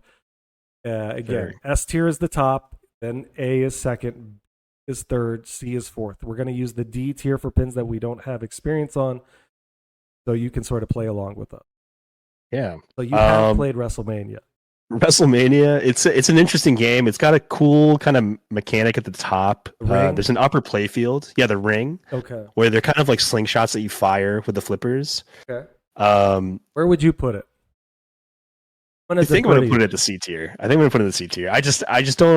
don't have enough experience in the game. But I've played it a few times competitively, and the scoring seemed a little a little bit wacky. I'll just leave it at that. What about Yeah. Grand Prix? Have you Prix? I have not. Grand Prix? I don't think so. I played the Bally Grand Prix. Yeah, the classic that everybody loves with one of the best spinners in pinball. I have Spinner not played sounds. that. Okay, how about Harley Davidson? Played that? I have not. How about Rolling Stones? I played the classic. Haven't played the Stern. I think I've played it maybe once or twice. That's the one with Mick on a stick, right? He's kind Yeah. of moving back and forth. I couldn't give an opinion on the game really. I don't have enough really play time on it. Let me put Yeah. Sharky Shootout. Have you played that one? I don't think I've seen that game, no. Yeah, but I don't think I've played it. I'm gonna put that in D as well. Okay. Sure. Let me see. 24. Have you played 24? I've only played the virtual version. I know it's sort of rare to find in the wild. I think I've seen it, but have not played. Okay, I'm gonna put that in D as well. Let's go to going through Mustang. Have you played Mustang? I've played it less than a handful of times at the copy of District 82. Yeah, that's where I played it. I'm gonna put it in C. Yeah. Sort of, it's there. I don't remember it. Oh, NBA. I've never played NBA. I don't think I didn't even know they made an NBA game. So it's sort of like the NFL game where you can customize it to your team. I think it's like that. Seen people with like Celtics versions. Okay, let's start now at the top of the list. In alphabetical order, James Bond Stern, recent James. I love this pin now. I love that game, dude. I don't think it's out of character or whack to say that the code is unbelievable. Yes. The new bonus screen with sort of the fighting game character select highlight is so cool. George Gomez and team have knocked it out of the park. It had a very rough start. The code was nowhere. You could sit in the pops all day and just pop out and get a great score. People were complaining about how there's little, I forgot what it is, no individual systems for the pops. They're all sort of together on opto, or I don't know what the term is. I remember them complaining. I love it. Is it S tier for me? No. I would put it in the A. I agree. It has, I would agree with that. It has like 50 different modes you have to get through just to get to the end. And I love a long slog, but there are times when I want to just show up to a pin, like sort of rage and, get beat up and play a quick one. But I would not say that it's bad pin. I think it's one of the better Sterns in recent history. I'd put it in A. What are your thoughts on Bond? I think it's well deserving of the A category. It's become one of my favorite games to play on location. Whenever I see a Bond, I'm like, all right, let me get a game or two in there. There's just so much to do in the game. The code's really fleshed out in the last 6 months to a year. Great game. Yeah, the martini shot giving you a smart missile, very cool. And now you have swipeable for the premium and LEs on your Bird One rocket lock. There's just so much to do, and it's so cool. The Bond women add such a great aspect to it. Yeah, A tier. James Bond 60th. I played it a few times at Electric Bat for my shirt. Yep. Shout out to Kale and the Electric Bat team. Here's the thing. It's a $20,000 MSRP pin, and it's a street level, and it's an Elwyn. It should be like, I don't know if we're going to get into a side topic of it, but I just don't see the value there for owning it. However, we're talking about playing it. I would put it at best a B.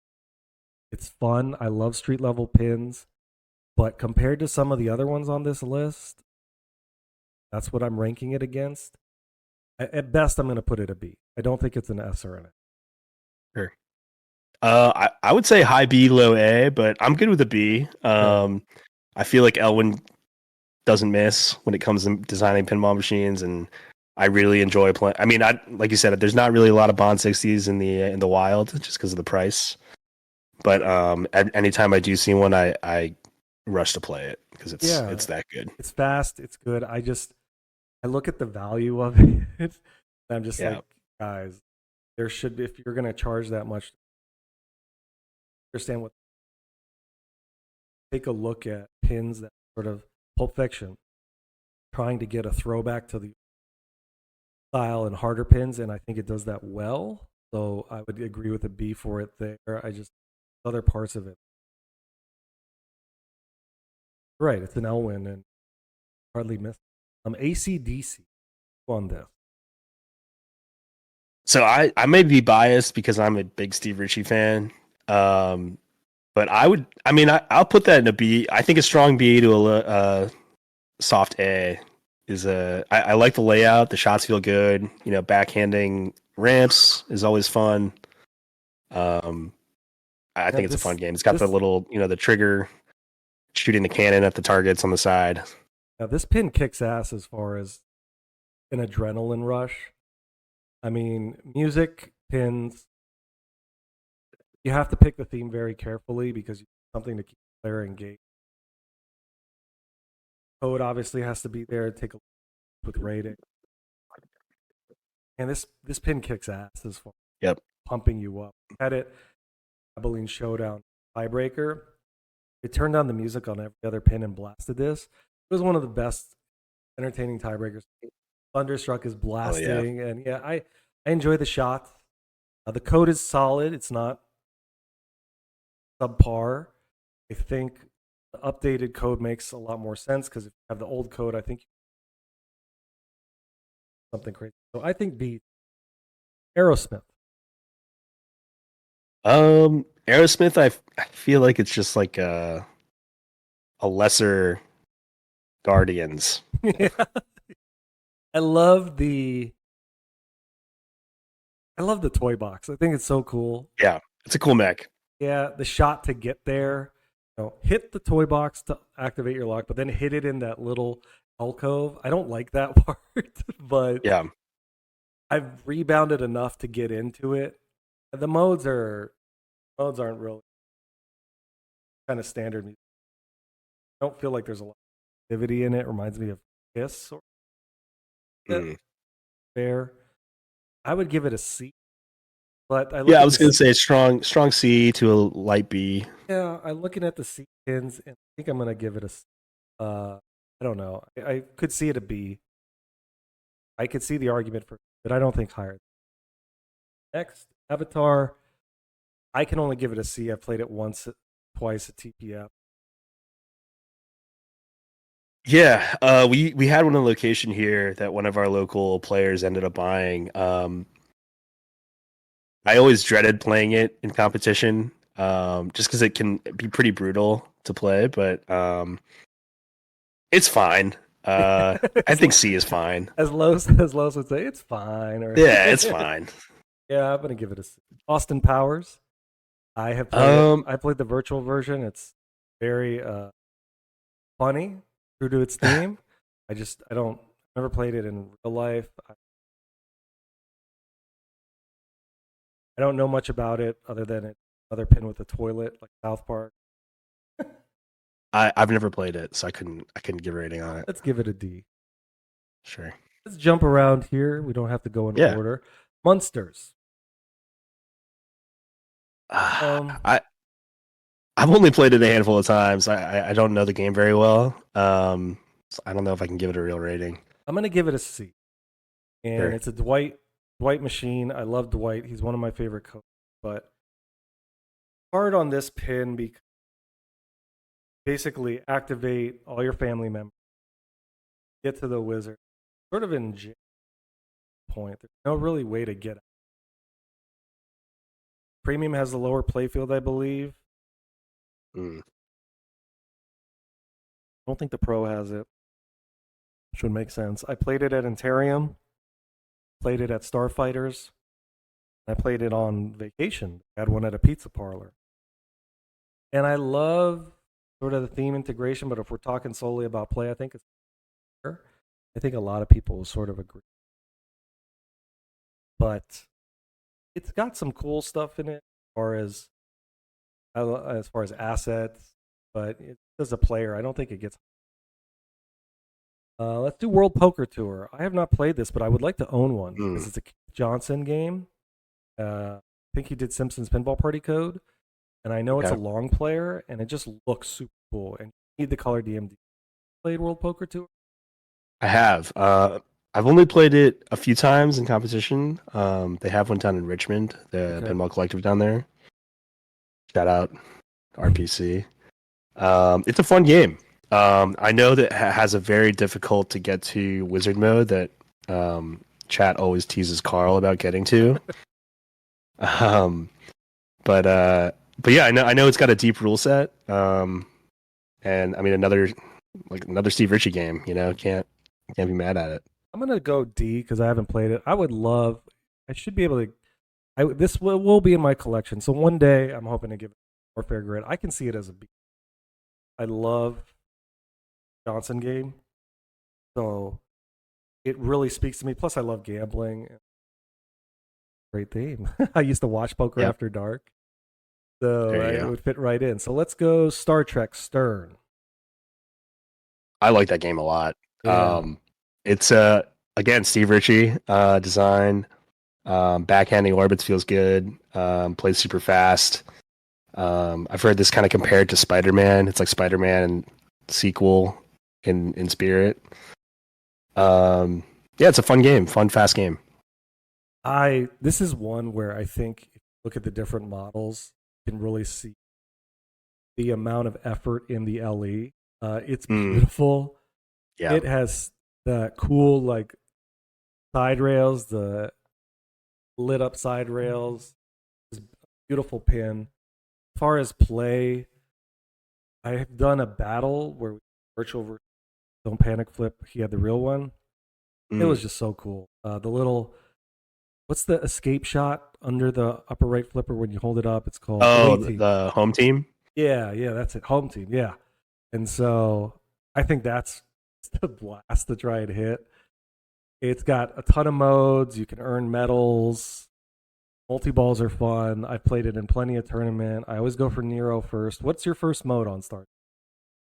I think I started at the top of the triangle. I forgot the name of the. Gotcha. I've always seen people do Nero, and I think I know why, but I think I'm going to switch it. So for Star Trek, I'm going to put it. I think it's high B, low A. What do you think? Yeah, I agree with that. I think strong B to a light A. Let's come back. I think B is good. Yeah, let's do B. I was going to say let's come back and see if we put it up. Whoa Nelly. I've played this. I get the novelty of it. Fine. Yeah, I would probably put it the lowest tier. I played it enough, but I'll put it in D. It's fine. It's not. Monopoly. Kudos to District 82 for having a great version. It's in a lot of their tournaments. I love all the mechs. If you're talking about integration with the theme, it's there. Or my Elvira pins, which always have great theme integration. I enjoy shooting it. I don't know if it's looking at some of the other pins on this list. I don't know if it would above them for me. So high C, low B for me. Bank is cool. The little constantly spinning mini flipper on the right, neat. But I don't. It's in that era of Wheel of Fortune, Roller Coaster Tycoon. I would put it high C, low B. What?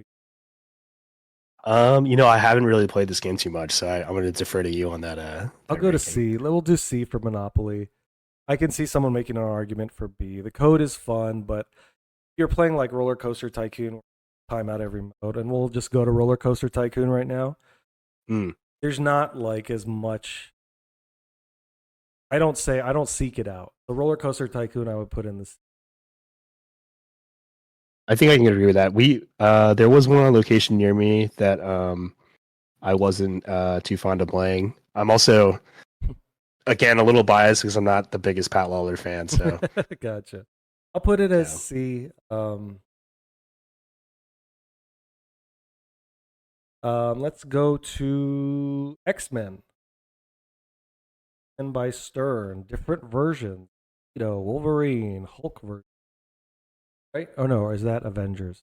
No, there's a Magneto and there's a Magneto and not Hulk. Magneto and Wolverine. Wolverine, yeah. This is a tough one. Man, I don't do well on this pin. Usually, I go for the Magneto multi-ball if I can get it. There's also the Wolverine shot in the front, I believe, front left. There's a really hard left ramp. I don't know if that's Storm or if it's somebody else. I never really do. I played this at Dory Hill 2 years ago. That was the most extensive time on it. I'm going to give it a C. Don't bug through it. Never seen anybody blow it up. I've only played it once, and I believe it was at D82. So I don't really remember too much about it, unfortunately. Yeah, it never leaves me with a memorable experience. I don't walk away saying, yeah, that was, but it's a tough one. So I don't know if I'd chalk it up to the code or the layout. I think it's just I'm not good at it and I haven't played it enough. So I don't want to be too unfair. Let's do Ripley's, believe it or not. One of Keith Owen's favorite pins. I agree with him. My friend Seraph, Brian, he owned one. I've played this a few times. I played it at Magoo's, Tulsa. It's got a lot to do. You've got the cool thing is, owing to the theme of Ripley's Believe It or Not, you're looking at sort of a Guinness World Records sort of odd facts theme. I love that there's a wizard mode where you're getting the secret continent Atlantis. I've never seen it. I've seen people get to it. And then you've also got modes to, what is it? Select the continents and then collect Ripley letters, right? I think it's fun. It's a long player. We saw in IFPA 19 Arvid blow it up and pick it for a good reason. There's strategy in it. I would put it no lower than a B. I don't think I'd put it in A for me. Yeah. So we had one of these on location. I had to play it a bunch in league and at tournaments, and funny enough, I actually dreaded playing it, and for that reason, I tried to avoid it really at Indisc, and then after some convincing from I want to say it was Carlos or maybe Preston, they were just like, "Yo, you should just play it," and I played it, and it played super fair, and I was like, "All right, this is going on my card," and I kind of rediscovered my joy of playing the game. So I think B's pretty good. Of our classics that we have, I think Ripley's Believe It or Not is solid B. It's a fun game. You want to pick one? Yeah. Let's see. What do we have in this top row? I just have it kind of pulled up on the side here. What about the Beatles? Sure. Beatles, what do you think? Oh yeah, this game. It's tough. I mean, it's retheme or not retheme, but same layout as Sea Witch, right? With a kind of whole new modern rule set. I don't know. I feel like the copies of the Beatles I've played have played so differently from each other that it's like feast or famine on the points.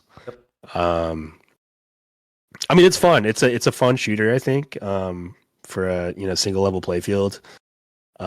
Hitting the loops is pretty satisfying. But I don't know if I would put it in the B tier. I think I might leave it down in C. I'm gonna agree with you on C. We have one near me now, and I like Sea Witch more, but it's cool they have a classic code version where a mode where you can just play the old Sea Witch code. I don't know. I like Sea Witch more. I'm gonna agree with for many of the reasons you said. Pick another one. Yeah. What about Black Knight Sword of Rage? All right, so it's behind me. I'm a little biased. Oh, it was one of the first pin I played in my first tournament in competitive pinball. Holy cow! What is this? What is this Diablo style pin? Oh yeah, it is Fast and Furious. I love it for that reason, but I understand that there's a huge difference tournament pinball because you can only bring the pro. You can't bring the premium or LE. The upper playfield is too unfair. Me personally, I think it needs the upper playfield. If you're talking about the trilogy of Black Knight, the prior two predecessors had it. So I think it's a staple of it. I love retro mode. I love the animation. The art is unreal on the LCD. It's super cool, but it's shallow. There's not a lot of strategy in it as far as I don't see a lot of players going for super side stuff like super slings, super pops.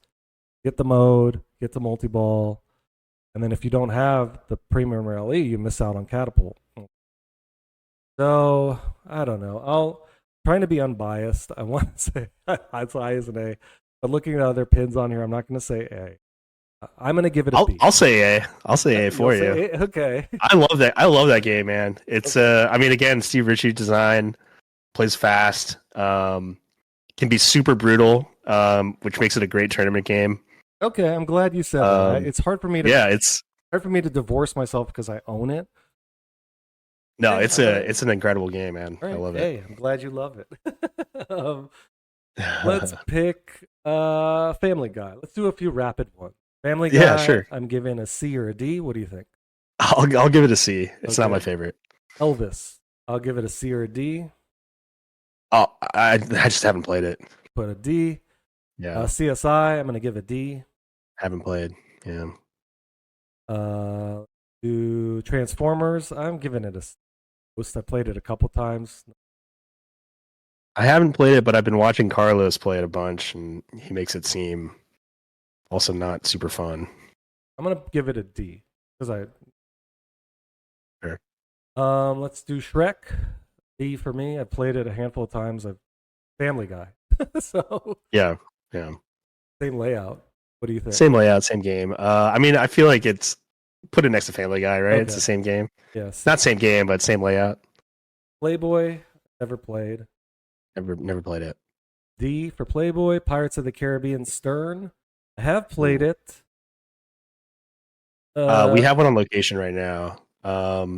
It's also not my favorite game to play in competition, but only because I feel like at least for me, my tournament strat for it is just left ramp all day. That's what I saw. I played against Roland in it. That's what he was doing. He killed me. I don't know. I give it a D. I'll put it C if you'd like. Oh no, you can leave it D. It's fine. Okay, That's fair. It's a one-trick pony. I don't find anything memorable. Stern Indy. Think of this. Oh man, some say it's the worst game. Yeah, I have played it twice or so. I don't know. The classic Indy is so much more fun to me. Yeah, I would give it a C at best. What do you think? I would even put it lower than that. Yeah, if I'll give you it's, a D. I'll agree with you. Yeah, Kiss. Stern Kiss. I like Kiss. Yeah, I kind of like it. Like I really do. The little what's the upper alcove called? The 8 gun or not that what the mode is for the multi-ball. Oh, I know you're talking about the what is it like love something? Yeah, love gun. Yeah, love gun. And the mech for eating the ball is cool, like the big G face. That's what I thought they'd have on Venom. I don't know. I really like Kiss. I enjoy playing it. I look at Aerosmith, and I see Kiss as a better version of that because it sort of has the same approach to modes. You know, light a mode, it'll light certain shots and then get it. But I love the multi-ball and the party in a pin. I would put Kiss at B. I would agree with that. B is good. Big Buck Hunter, I've never played. I've seen people play it. Never played it either. Yeah. D. And then early Stern Batman, not Batman 66, Dark Knight. So Dark Knight? Yeah. I like Dark Knight. It's got its I mean you can kind of tell the inspiration that Batman 66 took from it, like with in terms of like rules and everything. Also a Gomez design. I'll defer to you on this one. Just based on what we have and see, I think it's worthy of a B. Put it a B. Let's go to Batman 66. This is one of the first pins I've ever seen played. I love it. Absolutely. Yep. I think it's campy to perfect degree. I think is one of the pins that taught me focusing on the math, because so many ways you can blow it up. I love the design. It's just a fun pin to sort of play. Now, I haven't seen it on location a lot. They have it in Goose, in Tulsa.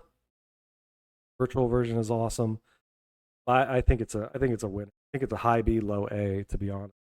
I would put it in the A category. Okay. I think it's an exceptional game. The rule set's fully fleshed out. It's very similar to Bond, where I mean, understand the rules were not, or kind of the code was not fully there when it released, but the game it is today, it's very good. I agree. We'll put Batman 66 at A. High Roller Casino had some time on it, and I played at big years. I would put it in high C, low B, because that IFPA, there's some crazy strategy going on. That I don't want to give it higher only because I haven't played it as much, but for one of the older titles, I put it near the top. What do you think? Yeah, I have a bit of a grudge against that game because I think it was twice I left it as my 5th game on Indisc, and I couldn't do anything on it. But I mean, I can appreciate it for what it is. I could put it C. I think C, yeah, high C, low B. Do C. Pretty good. The B's are should be. You pick one. Yeah. It's a little hard. What is it at the top left? Is that just regular Avengers? The top left? Yes. Regular Avengers and AIQ's next. I don't think I've played the original Avengers pin. It's like X-Men. Have you? I would honestly put it at Okay. C or. It's fun, but Yeah. I don't know. I don't think it out. Sure. And then AIQ next. First pin I've ever owned. It's an Elwin. Sentimental for you? Yeah, I played it today. I always come back. I think it's one of his best coded pins. It's got my favorite shot in modern pinball, the Captain Marvel ramp on Oh yeah. Premium and LE. I love how much there is to do with it. People have told me, "Oh, it's pretty shallow. All you do is rinse and repeat, and get to the wizard mode." There's a computer multi-ball. There are many ways to approach it, especially with gem placement. You could ask somebody, "Where do you put reality?" I would say put it on Captain Marvel because the binary got applied unreal points. Yeah. People put it on Hulk. Gamma mode. Spinner rip is just exponentially increased. What do you think? It's not my favorite game to play in competition, but I do love playing it on my own. It's a really, really good layout. And like you said, it's an Elwin. I would say strong B to low A. I'm gonna push us to the A.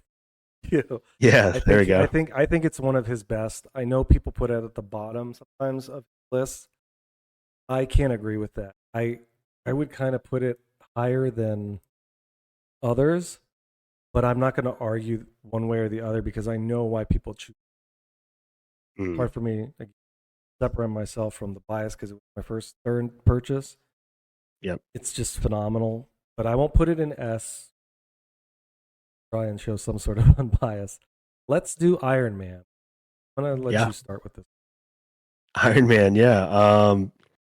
I do enjoy playing it in tournaments because it's like can be very brutal, but if you have kind of a game plan, I think you can really pay. And there's so many ways to approach it, right? Like you can bogey out while you're just hitting the ramps. You can get your monger going. You can go for whiplash multi-ball. I mean, it's a fun game. Super fast, tough layout. I think another strong B to light A for that game. Yeah, I'm going to put it in the B. I'm going to agree with you. I think everything you've said makes. It's like reminds me of Sword of Rage. Very brutal, very fast, and there's approach it. And you could bring both War Machine and Monger multi-balls in there. You start one before the. Just super cool. And then talking about bogeying, watched Escher, I've watched others take that strat, and if you have the shots dialed in, forget it. You're good. You don't have to do it. Getting to the wizard mode, Is it Jericho? yeah, just awesome. Absolutely awesome. I'll give it a Yeah. B. I don't want to. I want to save some of the A's, I think, for the heavy hitters. Yeah. Let's do Zeppelin. I know people say you have to play the premium in L. The code is there. I have not had a good time because I've only seen the pro many a times. I've seen glimpses of good code, but I can't put it. I don't know man. about you. I love this game. Believe it or not, we actually just got a premium on location near me, and I as soon as I found that out, I went over there and played it until I got the GC on it because I just enjoy playing it so much. I don't know that it's if an A is warranted, but I would at least put it in the B category. Okay, I'll defer to you there. On It's the premium just, and LE, I've seen the code, or I've seen the mechs, and they make such a difference. The pro is one of the most bare pros I've ever, and it's just not fun to play to me. But I'll defer to you on that. I'll go B. I don't think I would go higher. Why don't you pick one? Yeah. Just going from the left again. Deadpool. I really love this game. I know that for as kind of simple as the rule set is, it's all the shots are very satisfying to hit, especially that it might be the best skill shot in all pinball, or even the MXV. It's so good. Yeah, and then hitting or sorry, go ahead. I was gonna say the snicket. Yeah, the snicked. Oh my gosh, if you can get the snicks going and you start getting your playfield multipliers up, it's very very satisfying, very exhilarating. I would go so far as to put in the A category. I'm gonna agree with you. I think the team ups, the skill shot to the katana ramp is so amazing. Having a multi-ball, having a drop target bank in the front for little Deadpool is a cool little place to put some sort of ball safety if it catches it. The Wolverine Berserker Rage shot is so nice, center spinner, especially then it sets up your double damage. That if you're going Sabertooth or me, Juggernaut, although you bring a multi-ball in the Juggernaut. And then it's just fun. It's fun the call outs are great. Yep. It's a good experience. I would definitely agree A. I can see people putting it high. Let's go to Ghostbusters. Don't know the reason for ignore the backstory. I don't know the reason for such bipolar polarization of extreme opinions on it. I have had fun playing it. Magnetic flings, whatever it is down there, have thrown me into chaos. It reminds me of the Guardian Orb Magnet. Yep. So I don't know where to put this. I think it's so fun when I do play it, but I do get frustrated because a lot of the copies I've played have been trashed on location. No one keeps their pins up far on it for whatever reason. I've seen a roached out right scoop and nothing happens. What do you think? Oof. Yeah, we got one on location relatively recently, and I do really enjoy playing this game. I would say it's a strong B. I'll agree with the B there. I don't get the hate on it as far as just the pin itself. So NASCAR, I've played it a few times. It's fun, a lot of action. I would say C because of what we have in the B category. Yeah, I can agree with that. I do enjoy playing this game. I think we don't have any on location near me, but I think one or two people have one in their private collections that I've been lucky enough to play, and I always enjoy playing it whenever I do. So yeah, I mean, strong C is good. What about the Sopranos? No, this is sort of a darling. I played the D82 one. It's sort of heavily modified because you can't have it in a tournament, especially with the plunger. You got to have just You have to take that out and do some Yep. stuff. I don't know too much about it. I know the drop on the right. Have to sneak it in. Looks fun. What do you think? It's a fun game. It's a great theme. I have I think the first time I played it was in some like bar in Oakland actually, or a brewery, and I remember having a really good time on it. But then we have one locally here that we had in league for a little bit, and it was always like a really long player. Yeah. But it's a fine game. I I would say strong C. Yeah, is fine. I was gonna say C. Let's do Rush. Modern. Oh, okay. Rush. Ray Day, John Borg. I know I've watched a lot. Played a lot of the LE when it was at Cidercade. Don't have it anymore. Played it in tournaments a bunch. It still confuses me, but when you're kind of bringing everything together, it needs the expression lights for me, but when you're bringing everything together, it is a blast to flip. I think the Time Machine is one of the coolest mechs. Had fun on the Pro.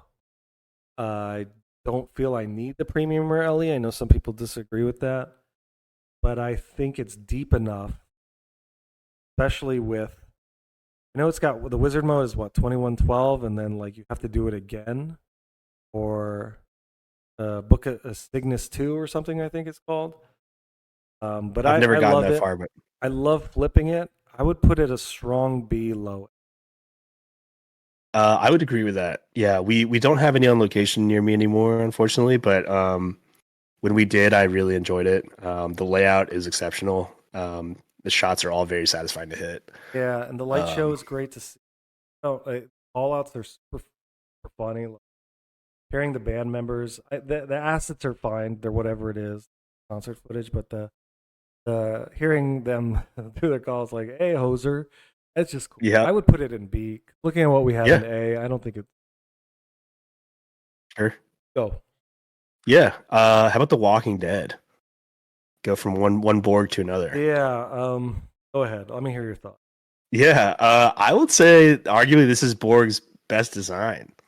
I love this game. I mean, if it's not apparent already, I'm a fan of the brutal games, but also like seeing them in tournament settings, it can be a bit of a, an equalizer of sorts. And I think, depending on how the game is set up, it can be very brutal, but if you can get into that flow state and find the shots on this game, it's so good. Yeah, there's so many ways to approach it.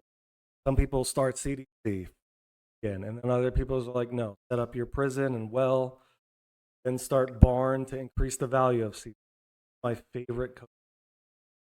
Nice. Sign-wise layout, it's not my favorite layout, but the Lyman code on this, I don't know why I didn't play it earlier. I used to go at lunch near me, Pinstack, which is bowling alley. 10 pins. They're all terribly taken. Bond code is still on the. Oh my gosh. IC doesn't work. This was the only one that would play, but the right sling with fire ram. I would always play. I'd probably spend $100-$200 just to play. So good. This is S. Hell yeah. Love the code. Oh my gosh. Yeah, it is one of my favorites. I haven't played the Premium or LE, and I know it's a big difference because the Walker bombs will change how you approach it. I think the idea, and then the crossbow. I love the Pro. I think, and then in Premium LE, you also have the Walker head on the left ramp, which I think can result in a straight down the middle shot or rebound.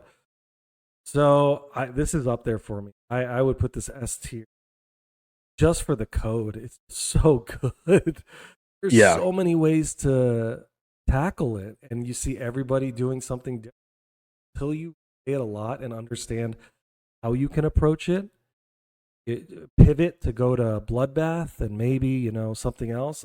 Then trying to get to last man standing with all the walker kills. Ooh, forget it. So I would put it at. Okay. You think this is our first S? I would go strong A, but I don't know if you want to make this our first S, that would be interesting. I'm looking at the rest of them. I think it. I do have a couple in mind for S tier, but yeah. Yeah, I let me go to my next S. Okay. Sure. Godzilla. I would put it up. Oh yeah, easy S tier. I'm gonna put Godzilla in S tier. I don't think we need to explain. But Yeah, just yeah. briefly, I think it's Owen's best pin. Got some of the most satisfying shots as far as flow. I think it's fair. I think you don't get long or short games only. I think you get a good average of medium games. I think what they've done on the code to bring it to where it is, it was almost great out of the point, whatever release code it is. Not like a Bond or any other game that has, like Wick right now needs a little bit more. So I would put Godzilla in S. I would equate that with Walking Dead. You give me one of your S tier so I can compare. Yeah, the other S tier I was going to put in there is Jurassic Park. Yep. I think that's Yeah, I agree. an ideal pinball machine, Yeah. ideal game. And I think the difference in Jurassic Park and Godzilla is sort of apparent. I feel like Jurassic Park is more stop and go because your shots you don't flow as much.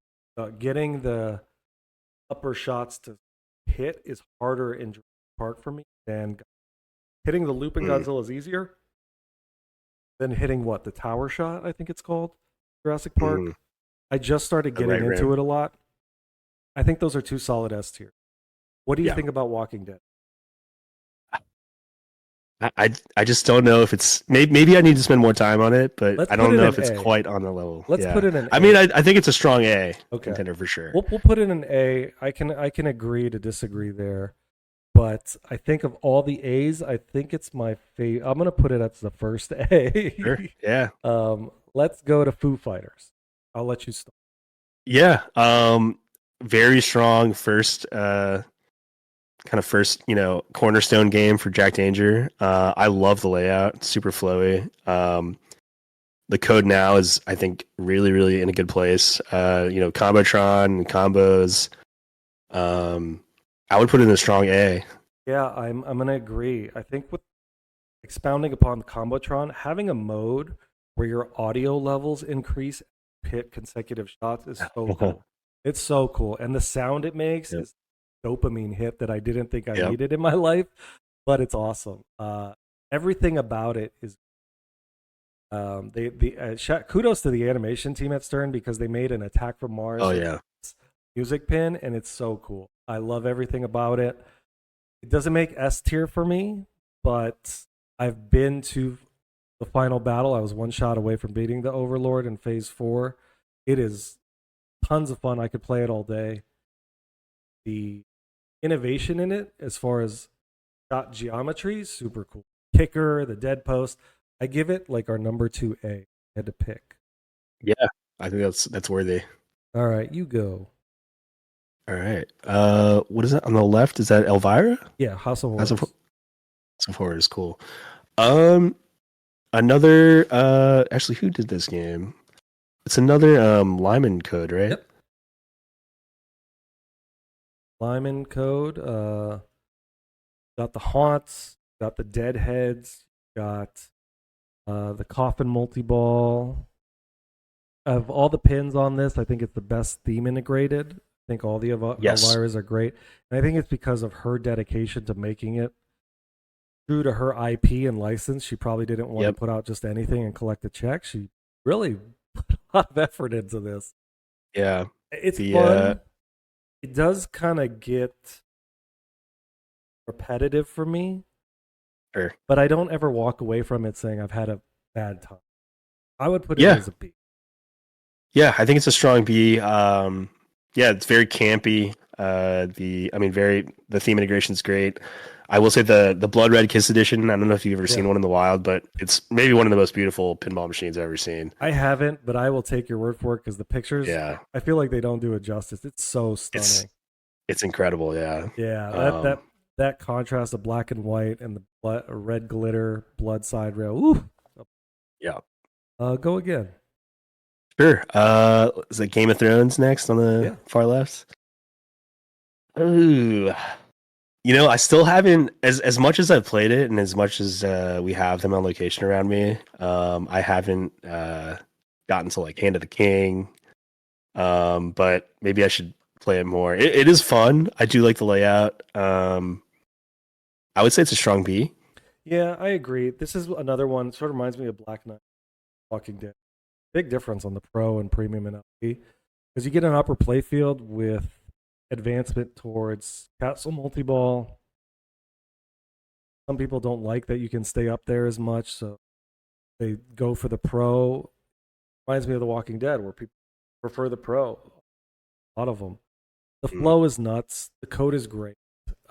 So many different approaches. We watched a lot of it at the Northern Kentucky Open recently. Eric's got one. Mm-hmm. Got the premium, or no, he's got the LE. That's right. It was cool to watch, and I enjoyed playing it. In a pin golf tournament once, the target score was 1 billion, and now I know why. I'm gonna agree with you. I would almost put it in A, but I don't think it's. I'm looking at our A's, and I don't know if it hits that level. I'll pick John Wick next.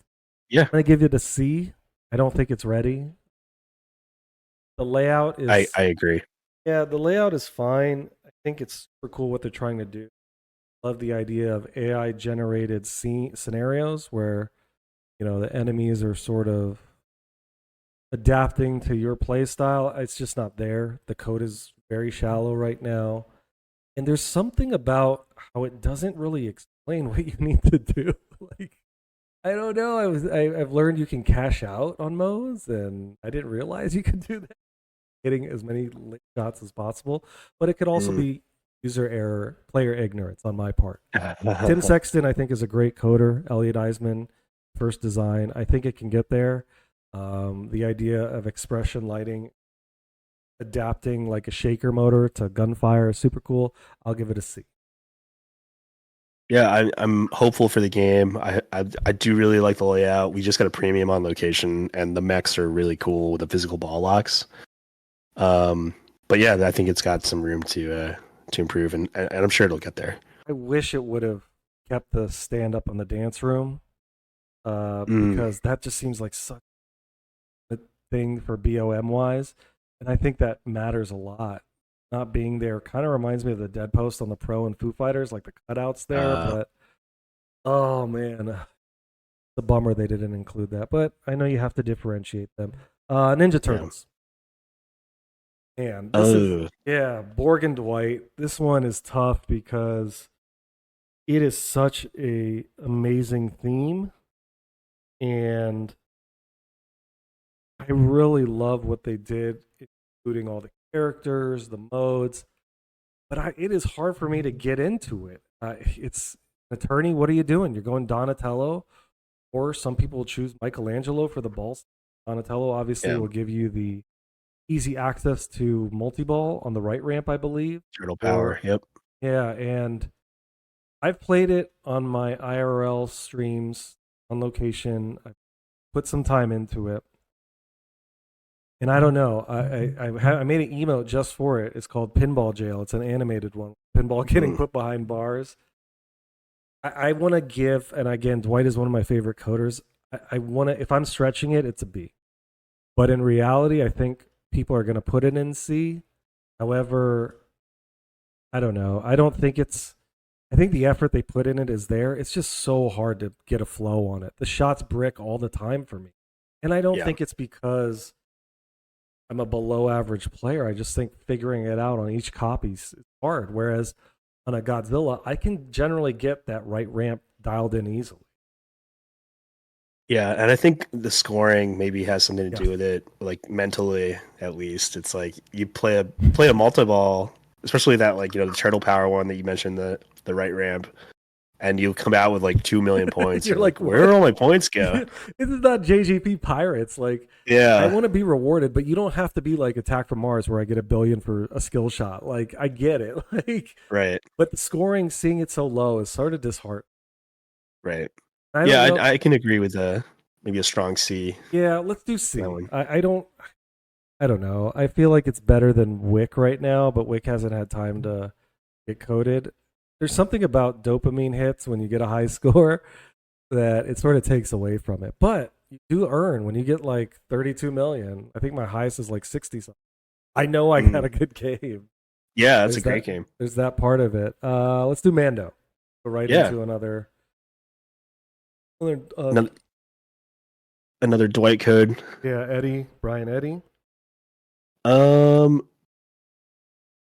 have a bit of a soft spot for Mando because it was one of the first games I learned kind of the rules on. And they had so many on location around me that I was like, wherever I went, I was pretty much guaranteed playing a Mando. I would say light B. I'm going to give it a B too. I think this gets a lot of hate for some of the earlier code where you could just spam center loop. I know I haven't played the Pro a lot. I really like what they premium. I don't know. I really like this game. I think it's just up. I don't like the upper play field as much, only in the sense of I don't know what it is. It's so short. Like it's not fun short like Jaws. I haven't played the premium yet on Jaws, but I've one or two shots. But like the proximity of the targets to kind of reminds me of the Family Guy and Shrek upper play field. But man, finding multi-ball into the mode or your mode into the multi-ball, excuse me, the satisfying shot of hitting that right 180 ramp is super fun. I don't know. I think this is a solid B. I know some people don't like it, but I don't agree with it. I'm good with it. B? Pick one. Yeah. Let's go right into, is that Star Wars next to it? Yep. Got about 9 left. Sure.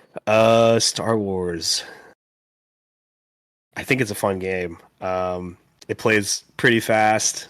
Another Steve Ritchie layout. I do love the premium that has that Hyperloop. I think it's a really cool mech. Like it's reminiscent of like, Getaway, where just the ball just kind of loops around really quickly. And then it's got like the Death Star that explodes if you can get there. I think it's a strong B for me.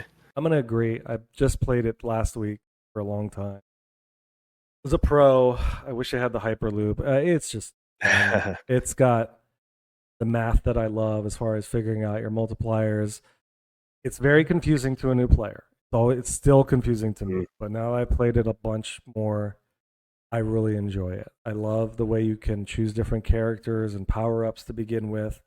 I think having that sort of option is great, and I'm going to put it in B and lead with that. The Venom. You know me. Okay. You know I love Venom. He's my favorite character in the comic hobby. I know this pin has not set the world on fire. No, it's not a theme for everybody. But the ability to terraform your playfield on the premium and LE and change it at will by choosing different characters, you're not going to get an unbiased opinion here. It's an A for me. It's not S because I think I'm more of a traditional mode player, but I am not going to let myself choose the grade on this because I have such a affinity towards it. I recant. I would put it S for me just because of the theme, but I know that's not going to be for everybody. I get the counter arguments against it. The Pro is barren to me. The mechs on the premium and LE are super cool. I love a dangly target like Mando. I'll let you pick our grade. Okay. Howdy, don't hate me. I'm gonna give it a B. Okay. But I do. I mean, I think it's a fun shooter. I like the fan layout. And I do really like the theme. I think Venom's a great character. I do also like the progress carrying over. Yeah. I think that's a great idea for Stern. I'm sure we're going to see it a lot more, in future games and future titles. It makes it way more accessible, I think, to the casual player, or even for like a home environment. I think it adds to the replayability a lot. Yeah, and Um, surprisingly, they came out and said it's one of their highest earners. That RPG element is so key to bringing people back. People love Yes. roguelites. They love, like in Jaws right now, you collect Sharth, then trade them in for challenge mode attempts. On Yep. Wick, you have point levels already, and I think it did it so well. I understand why it was confusing to people at first because they have these lights, you don't know how to get to bosses, but it's got 6 boss battles. It's got a wizard mode reminiscent of something long and tough to get to if you do save progress. And that's another thing people realize. You can play it many different ways. You can play with save progress, and then I see why people will say, well, it's kind of getting boring because just trying to beat null with a high level. But if you do no save progress, try beating null then, and it becomes more of a traditional carrying over a lot harder in the Lintar multi. So I'll agree with the B. I'm just going to let Jude say it because I would put it in A or S for B. Thank you, Dwight, for giving me Venom, Brian, Eddie, and Stern, whole team. Zombie Yeti, amazing art. I always say thank you for it. So let's go on to another comic, Pin, Marvel Spider-Man. Oh, man. I'm going to be biased on this one because I think this is in my top 5 all time. Yeah, it's amazing. I'm not going to put it in F. I agree with that. S. I'm going to put it in A. I think it's a strong A. Yeah, this is one of the best playing pins, and true to theme. There are so many fun moments. People love A World Under Glass, the shock magnet. The Venom shot is super satisfying. The audio sort of tenacity as far as Venom's voice. Everybody else, Sandman. I don't like the Sandman drops. That's the one thing. If I have to give a negative, I don't like the out there because there's some weird rejects. But man, it is tons of fun. And getting to superhero, I think, was one of the coolest moments for me because I know I earned it. I know there's a separate wizard mode. Whatever the first wizard mode is. Is it Battle Royale? That's it. Sorry, superhero is the last one. Get all the separate spider modes. And do that. I'll let you talk about it more. It's a high A. Oh yeah, no, it's just we've had one location near me for as long as I can remember. It moved from one location to another, and it's always just been one of my favorite pins to play. It's from a beginner, from when I started playing, it's very approachable. I think it's and I also love that you can make progress towards everything all the time, right? So it's like, oh, let me bring in Doc Ock multi-ball into Black Suit multi-ball into, just destroying Sandman. Like it's just so good. Like another Steve Ritchie design, plays fast. The ramps are satisfying to hit. Like you said, that Venom side ramp is awesome. Yeah. Just everything about it. I love it. I think that's something that I realize is a common theme in great pins is you're always earning something. Feel being locked out. Like if I had to take one thing away from Godzilla, I don't like Rampage mode. I hate being locked out. I understand the reason for it, but I hate being locked out. Not a traditional mode lock, but just sort of some side thing where I'm not able to progress anything else. You're not letting me count. Like on Jaws, it's interesting, and we can go into Jaws next, but like the last beachgoer, I guess, is locked out on certain things, certain modes. Yep. I understand why, but if I've earned progress up until something, I would like to be able to still collect things. It doesn't have to be everything. Allow me to ricochet progress on. So, yeah, I love that about Spider-Man. What do you think of Jaws? I will tell you right now, of all of Elwyn's pins, I have been most, I don't want to say underwhelmed, too negative. I think it's one of his easy pins. And I don't know what that's doing.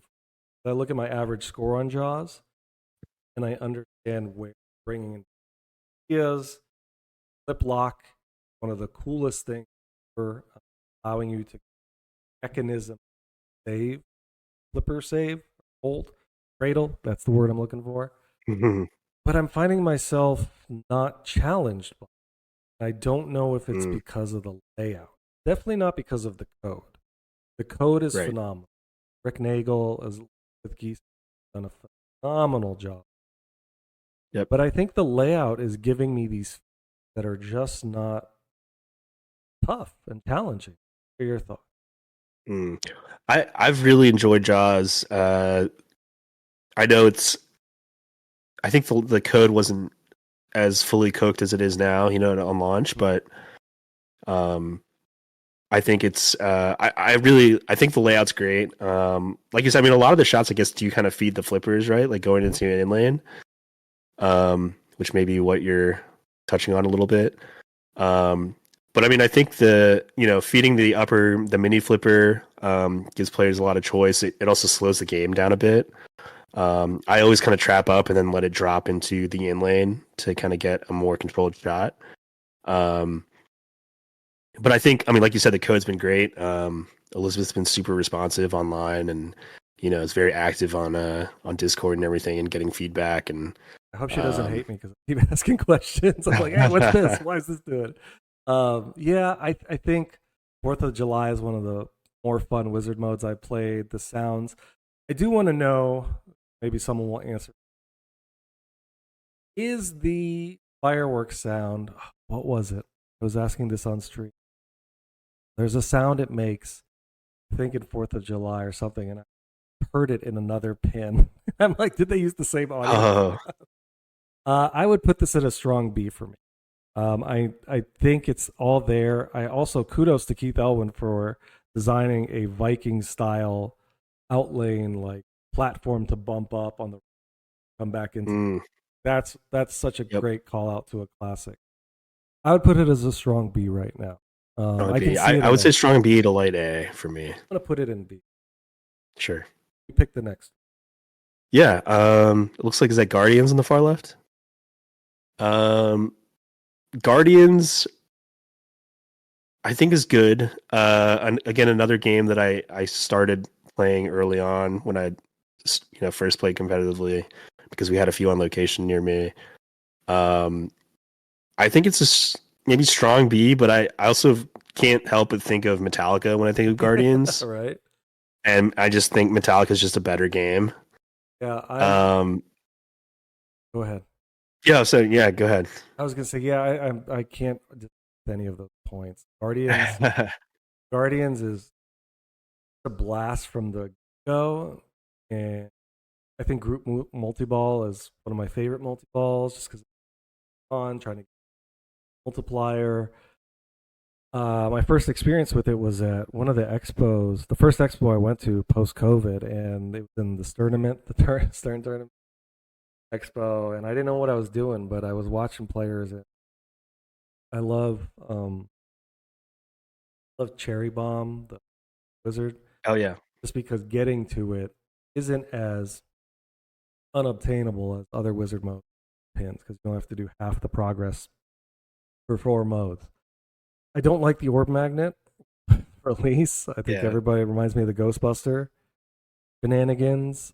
I would put this at a B, and then Metallica at an A. I agree. Okay. I agree. I will say, if you haven't tried this, or if you have a Guardians near you can play on, when I learned about the immolation strategy that I think it was Escher tried in the tournament, not tried, but obviously executed perfectly. I played it until I did that, and it was very satisfying to play. It's the rocket shot. It was like War Machine on Iron Man. I don't know. It's got some cool stuff. I don't think it's worthy of more than a B. Metallica's definitely an A. Yeah. I don't know if we need to say anything about Metallica that hasn't been said prior podcasts. Break it up. But it's just yeah, absolutely so good. Let's do Simpsons Pinball Party. Another Keith Johnson special. It is brutally tough to get to the final wizard mode. However, I don't think there's anything wrong with doing that per se, as long as you make the journey fun. I've never been there. I don't think I'll ever get there. Kind of like one of the other pins on our list, Lord of the Rings. but the garage is satisfying to bash. I get annoyed when it pops out of Cletus on the left instead of going up top. It's got one of the coolest ball locks I've ever seen. Pin with couch.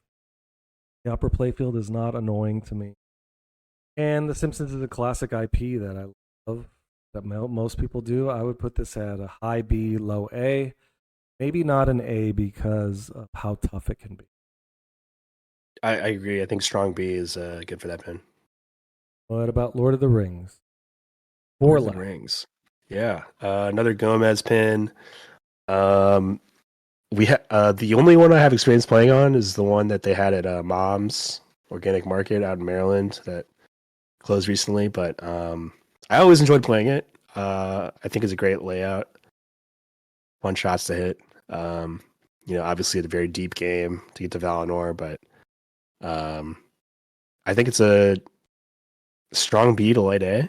Yeah, I help us push this. I think it's better than Simpsons Sure. Pinball Party. I think Drawing the Ring is just a moment, and pinball people will always remember. The code is tough, but the layout isn't dynamic. Like not gonna have a ton of stuff, but getting the ball rog to. I'm gonna push it to A for us, and then we've got 3 left. I'll let you talk about Iron Maiden. I mean, Iron Maiden, I think, is clear S tier for me. It's Elwin pin for Elwin's first design with Stern. Obviously it was originally Archer, but I think I wasn't a huge fan of the band, and then I got the pin, and now I just, sometimes I'll just listen to Iron Maiden when I'm like driving in my car. Incredible game. I mean, the layout's amazing. The shots are all satisfying. Keith Ellen's all about kinetic satisfaction, and this game brings it in droves. It's I don't know. I could talk about this game for a while, but do you have anything to add? I'm gonna do you trade. I'm gonna give you Sure. Iron Maiden as an S because I don't think it's an S. Probably of his pins.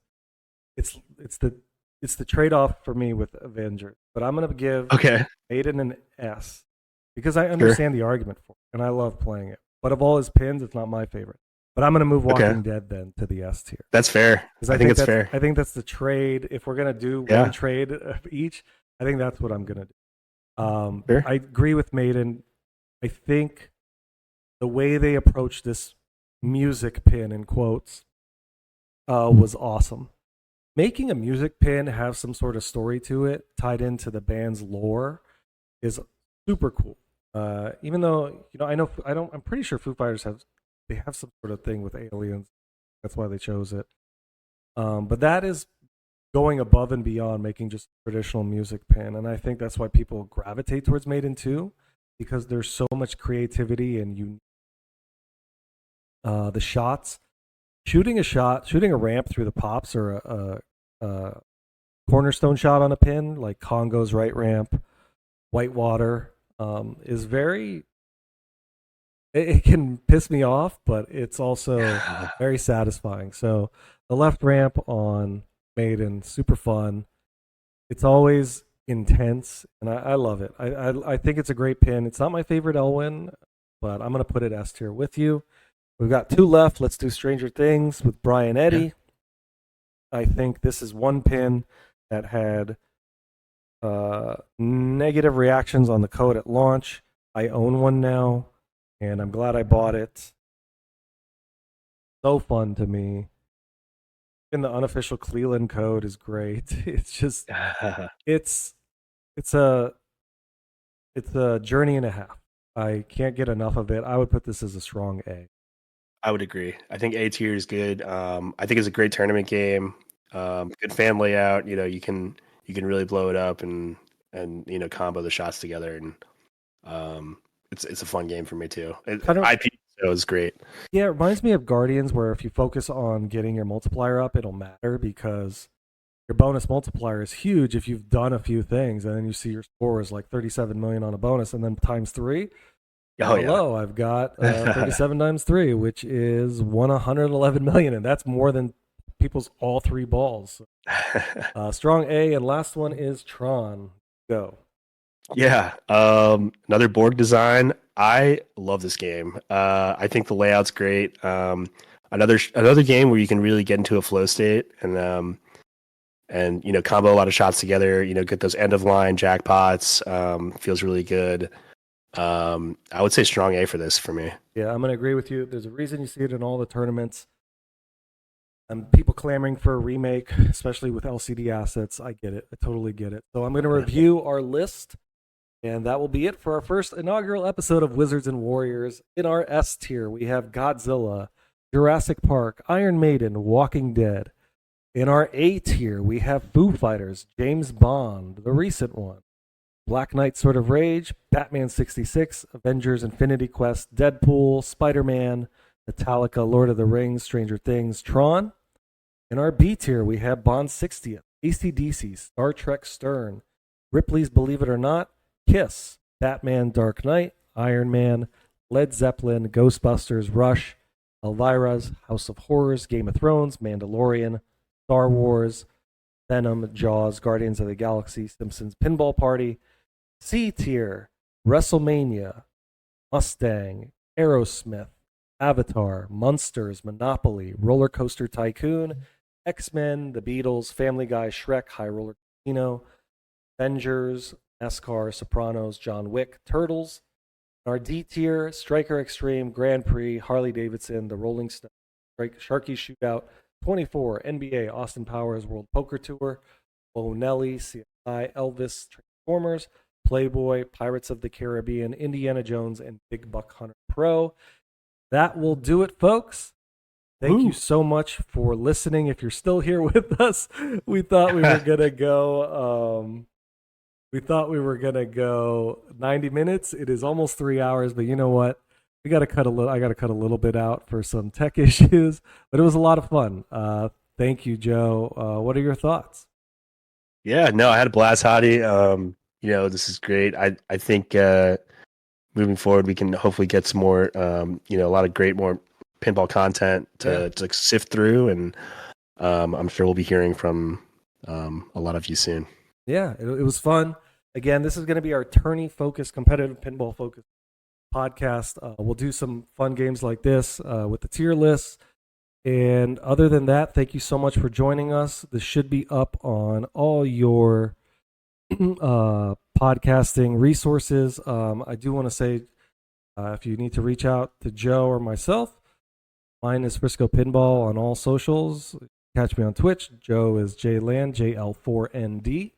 And we will see you next time. Thank you so much for joining Wizards and Warriors. We'll talk to you all later.